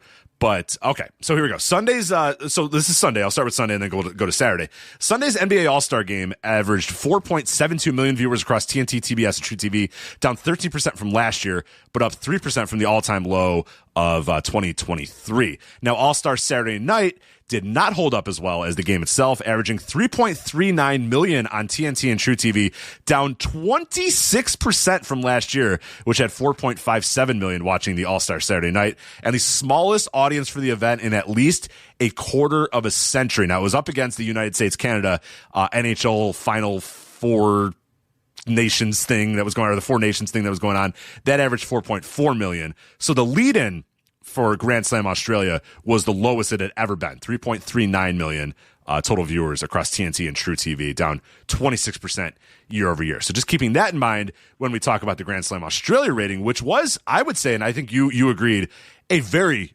positive rating for AEW. So the total viewership average was 502,000 was the overall. Now we'll get to that, a little bit of that in a bit. 18 to 49 was a 0.21. So that is very good for a Collision. That's up week over week, 30% from last week's Collision. It's up a lot in the demo. It's a great number. It's a great number for Dynamite. Right. That's a good Dynamite number. They did a 0.21. Dynamite's doing like 0.16s and 0.17s these days. And it did 502,000 viewers. Up 139% in the 18 to 49 demo, by the way. It's interesting because, now all of a sudden it's a Collision, by the way, because AEW never advertises a Collision. They never told you it was a Collision. But now Tony Khan is putting out tweets that it was, thank you for watching Collision Grand Slam Australia. But no, look, whether you classify it as Collision or not, I think we've all agreed now that it was Collision. This was, and I think, smart people who understand ratings all understand that this was an impressive rating. And of course, the dumbest among us are like, oh, look at all the viewers they lost. Yeah, it was 1 a.m, you fucking idiot. So just ignore those people. But I still think it's under-discussed how impressive this was, okay? They got the big lead-in that we all knew they were going to get, over 1 million viewers for the first quarter hour of the show. Actually, it was just the first 8 minutes of the show was over 1 million viewers. But that settled to still 670,000 viewers for the second quarter hour for 11 to 11:15, which they start off with the right match. We talked about it on Saturday. That was absolutely the right match to keep those people, keep as many of those people as possible. There's no counter argument. Yeah, there's no counter argument. And that match did a 0.28. So, and then the Monday Harley match did a 0.24 at 11:30 at night and 567,000 viewers. Guys, it's fucking midnight at this point. This show, and then you go right down the line, even as late as 12:30 in the morning, okay, they still had over 400,000 viewers and a 0.17 in the demo at 12:30 in the morning for Okada versus Buddy Matthews. I mean, these are these aren't good numbers. These are phenomenal numbers. Okay? The little overrun they had for 12 minutes at 1 o'clock in the morning. Right. Did 294,000 viewers in a 0.1 at 1 o'clock in the AM. I mean, there isn't a single quarter hour on this show that wasn't massively impressive. And they still had well over 300,000 people. They had 351,000 people watching this at 12:45 a.m. And that's what they average in their normal time slot a lot of weeks these days. Yes, at fucking 8 o'clock at night. They were doing this at 12:45 in the morning on Sunday morning. I don't know how you can analyze this in any way, shape, or form and not say that this is a massively impressive. They did so well, okay? And obviously the lead-in helped. That's the point. That's why you want to have strong lead-ins. They did so well that if I were WBD and if I were Tony Khan, I would be brainstorming ways to try to do this shit again. Now, you're never going to be able to manufacture a lead-in on the scale of the NBA stuff, even though by NBA standards it was terrible numbers. The All-Star Weekend did terrible numbers. It's a brutal by NBA weekend. Standards. Yeah, brutal weekend for them. Brutal weekend numbers-wise, brutal weekend reviews-wise. The NBA's taking a beating right now for their horrible weekend. Well-deserved, by the way. But from AEW's standpoint, that's still a massive lead-in audience, the likes of which they're almost never going to have. So, and people stuck with it for the first hour in very large numbers. And then that second hour where you expect it to completely fall off the table. It really didn't. To have over 300,000 people watching at 1 a.m. and to have, demo numbers. I mean, they were still doing a 0.1. They still were doing a 0.17 in the demo as late as 12:30 in the morning. I mean, I can't be more impressed. They have to figure out ways to do. I mean, look, I know they don't have the, next year it leaves WBD. They don't have the All-Star Weekend next year, so you can't do it next year, repeat it. But they have to seriously think about doing stacked AEW cards, because I think the quality of the card helped. If it was a standard-ass Collision, I don't think it would have done numbers this well. Oh, God, no. No. So what they need to do is figure out a way to do more of these and tape these special editions of Collision that are stacked, that are of – people are calling this pay-per-view quality. We talked about this last week. I think it's a little step down from pay-per-view quality. A little step down from – I don't think this was – I think if you put that show on pay-per-view, it bombs. That's not a pay-per-view quality card, but it's better than a television quality card. It's better than any Battle of the Belts they've ever done. And it's better. It's a more stacked card than 90% of the Dynamites and Collisions they've done. You do a card of that quality and find a way to put it on after sports, and I think you're going to get similar performance. But you have to have a stacked card. You can't do it with some run-of-the-mill card. But numbers that good in the middle of the night would have me trying to figure out ways to do it again somehow. Right. But I don't know what else they have that they air that gets millions and millions of viewers like that. Right. And but a tape show too. I think that's important to note that it was a tape show as well. It wasn't live. And there's all this obsession always with having a show be live, and oh my God, people aren't going to watch if they're going to be able to get spoiled, and they're able to this, if you present something that people want to watch, and this always goes to our point. Everyone's always every single week thinking of, oh, well, this is why the rating went down, and this is why this went down, and oh, it's because of this and this and this and oh, if you present something that people want to watch, it doesn't matter if it's taped or live, and it doesn't matter when it airs. If it's something that people want to watch and you've built it up well and you've made it a big deal, people will find a way to watch it. And this is a way where people wanted to stick through the show and watch Mariah May and Toni Storm. They wanted to watch Omega and Ospreay versus Takeshita and Fletcher. They wanted to watch the show. So you know what? It didn't matter that it was midnight on a Saturday. They just fucking watched it because they wanted to watch the show. And for all the hand wringing every single week about what Dynamite can do and how they can structure their shows and what they should, just present stuff that people want to watch. It's easy. I know it's simplistic to say that, but that's what the game is. If you have something that people want to watch, they'll watch it. It's not the delivery method that matters. It's what you have that people want to watch. Yeah, just super impressive numbers for that time of night. Trying to think what they have sports wise, and they're probably don't have anything that's going to match those numbers, but man, would I be brainstorming. Those had to be among the top numbers all night long for each quarter hour on all of television for that time of night. I don't know. We don't get like quarter hours for NBA. I'd be curious to see if the NBA dunk contest saw a lot of people check out at the, you know what I mean? Like, I wonder if they saw a good amount of people jumping into the end of the dunk contest waiting for the beginning of this. Too, I think that'd be interesting to look at and see. But I'm sure it helped the NBA to some small degree. I'm someone who did. I wouldn't have had it on otherwise. I put on the dunk contest because wrestling was coming on after. I didn't watch the dunk contest last year, so it's a non-zero number. Right. I'm sure there's plenty of people in my position, or people just waiting for it to end, that put on the last 10 minutes. Yeah. Right. I'm trying to think what else WBD has property-wise, because like you said, the All-Star Game is leaving. I mean, NBA is leaving. So you got March Madness, you got hockey, you got baseball. That's... March Madness would be the one to do it. But here's the problem with March Madness. I'm going to tell you what the problem unpredictable is. Starting times. It's not necessarily that. It's that you get the 4 windows of games during the day, right? You got noon, and then 2/3 o'clock, and then the night session with the 2 windows. A lot of times by the end of that second window, around midnight or 1 o'clock, no one's watching anymore. People were watching the dunk contest at the end.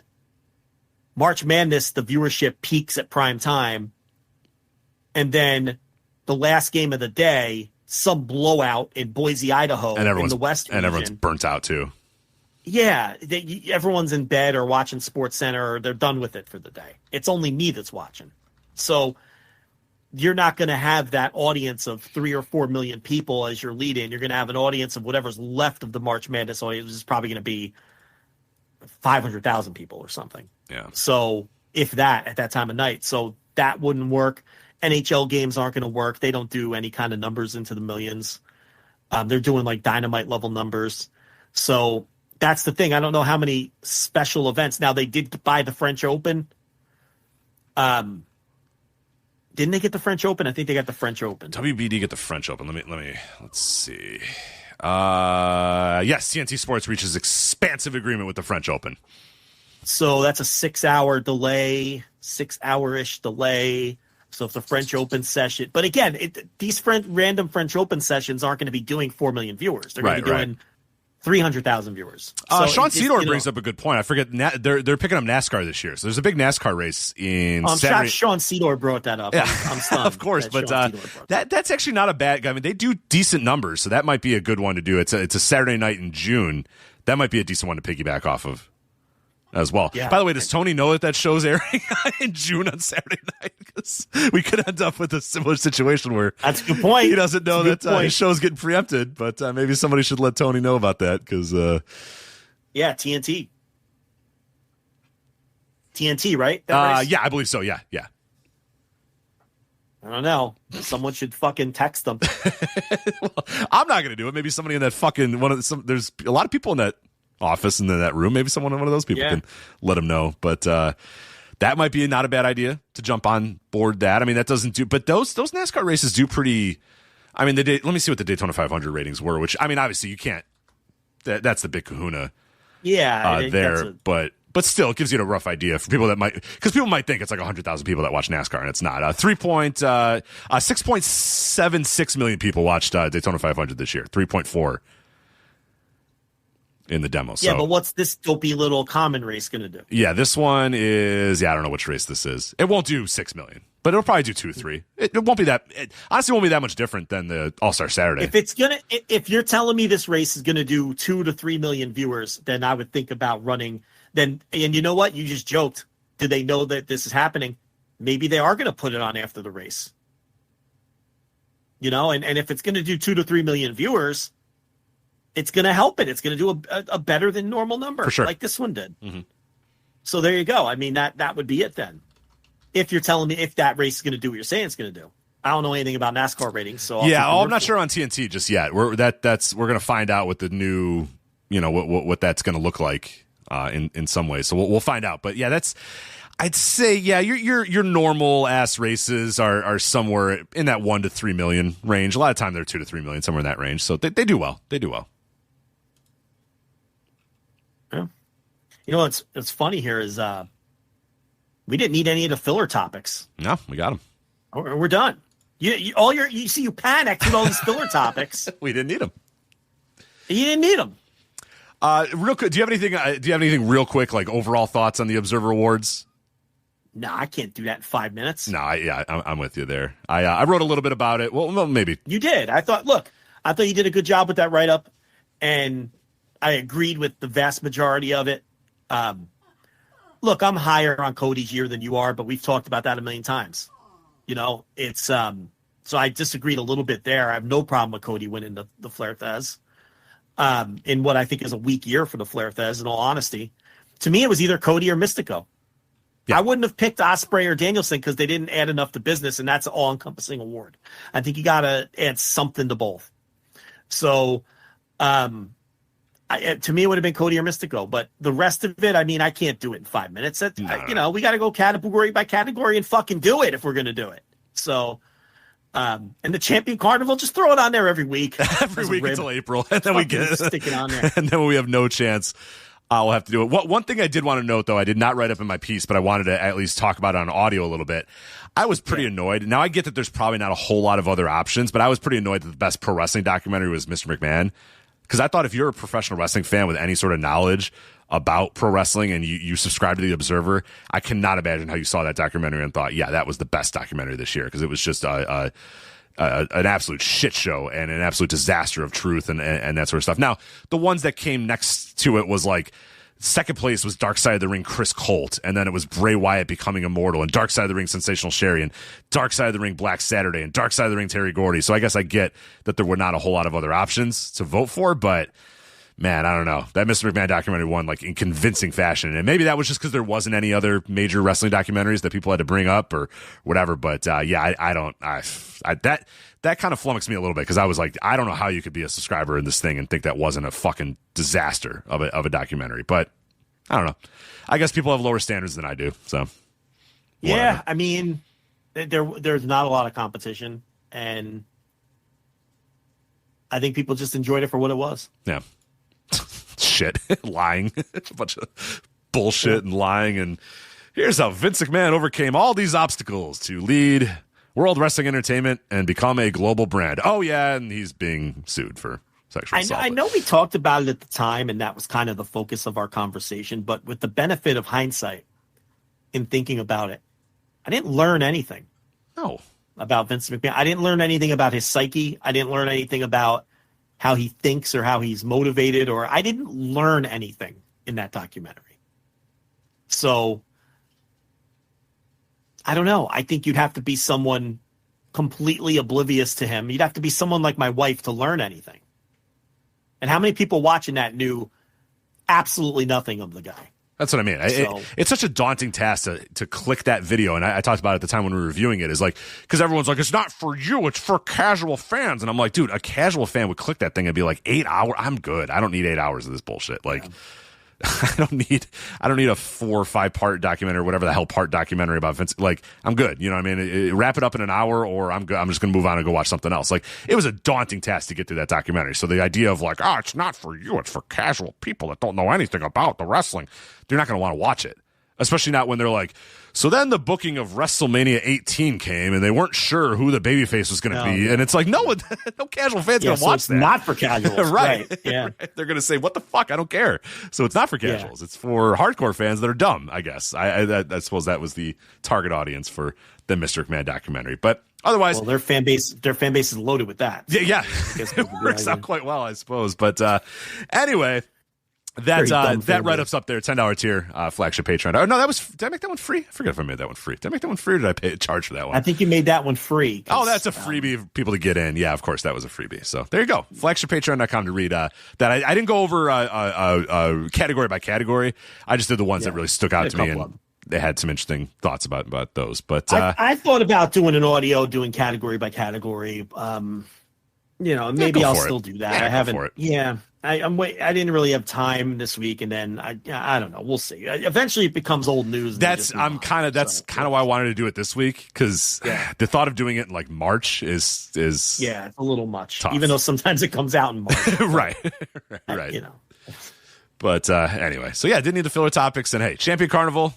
Plenty of time. We got till April 9th. So Champion Carnival, you're going to have to wait a little bit. But that is it for us here on the Flagship. Do want to let you know a lot of great content up for you guys at flagshippatreon.com. If you want to subscribe there, $5 tier, $10 tier. $5 tier gets you all of our bonus audio. $10 tier gets all of our written content, all of our live shows, as well as everything we do. All the audio content, everything will be up there on the $10 Slam tier. Australia. Grand Slam Australia, Instant Reaction Live. We did that last. Yeah, if you're wondering, hey, you guys are going to cover Grand Slam Australia? We already did, damn it. We did it on Saturday night. We covered Grand Slam Australia exhaustively. We did about 2 hours covering that entire show and talking about a lot of the news and notes about that, including being the first people to talk about the small ring, which unfortunately became the worst talking point ever in the days that followed. But we were the first. Right out of the gates, we were talking about the small ring. So you heard it here first.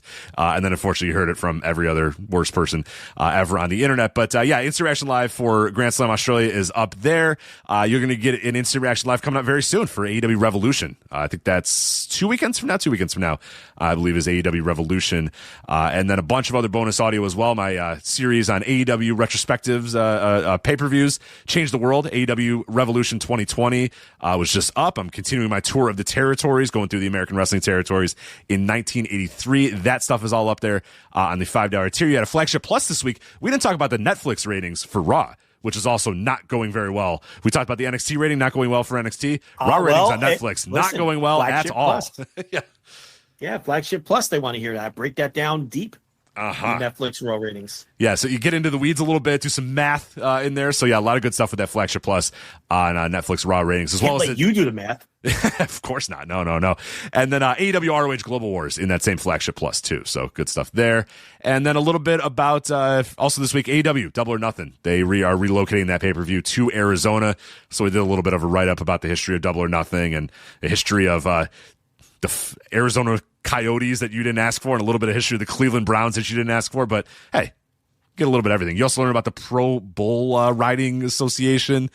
And they have teams. Did you know they have teams? I don't know they have teams, but they have teams in the PBR. But we know that now, and I know that from doing that write-up over there at flagshippatreon.com. So that is all available for you. We also have a free tier, too. We should also note a free tier. That's where you're going to get, like I said, that Wrestling Observer Awards write-up and a bunch of other bonus stuff every single month on the free tier. And you'll keep in touch, and you'll know when we have new things coming up. And if you say, hey, that looks interesting, that looks cool, I kind of want to listen to that. I want to subscribe for that. I want to get the Instant Reaction Live, whatever. If you're on that free tier, you'll be informed when stuff gets posted. So it's always recommended that even if, it's not in the budget right now or you don't want to subscribe, there's nothing that really interests you. If you get on that free tier, you'll know what's coming up. And then if something does interest you, you can upgrade very easily off of that free tier. So we always recommend people to sign up for the free tier. And then when you unsubscribe, which, hey, we get it, things happen, you can stick with the free tier too. It'll ask you, hey, do you want to, just downgrade to the free tier? We always recommend doing that because then it keeps you in the loop on stuff that we're doing in the future, and you get bonus content. You still get free stuff every so often from us. But that is it for us. Flagshippatreon.com for all of that. Apologies to the Champion Carnival. We'll get at you another day somewhere down the line. But that is it for us. That is Joe. I'm Rich. Talk to you guys next time. Take care. Bye. Hey now, it's Mike Gilbert, host of the Mike and JD Show, right here on the Voices of Wrestling Podcasting Network. Join JD by God Oliva and myself every Thursday night live on the Voices of Wrestling YouTube channel at 11:30 p.m. Eastern Standard Time, as we stay up all night discussing all the hottest stories in professional wrestling. You can also check us out right here on the Voices of Wrestling Podcasting feed, or you can subscribe to the Mike and JD Show feed. Now, enjoy the show.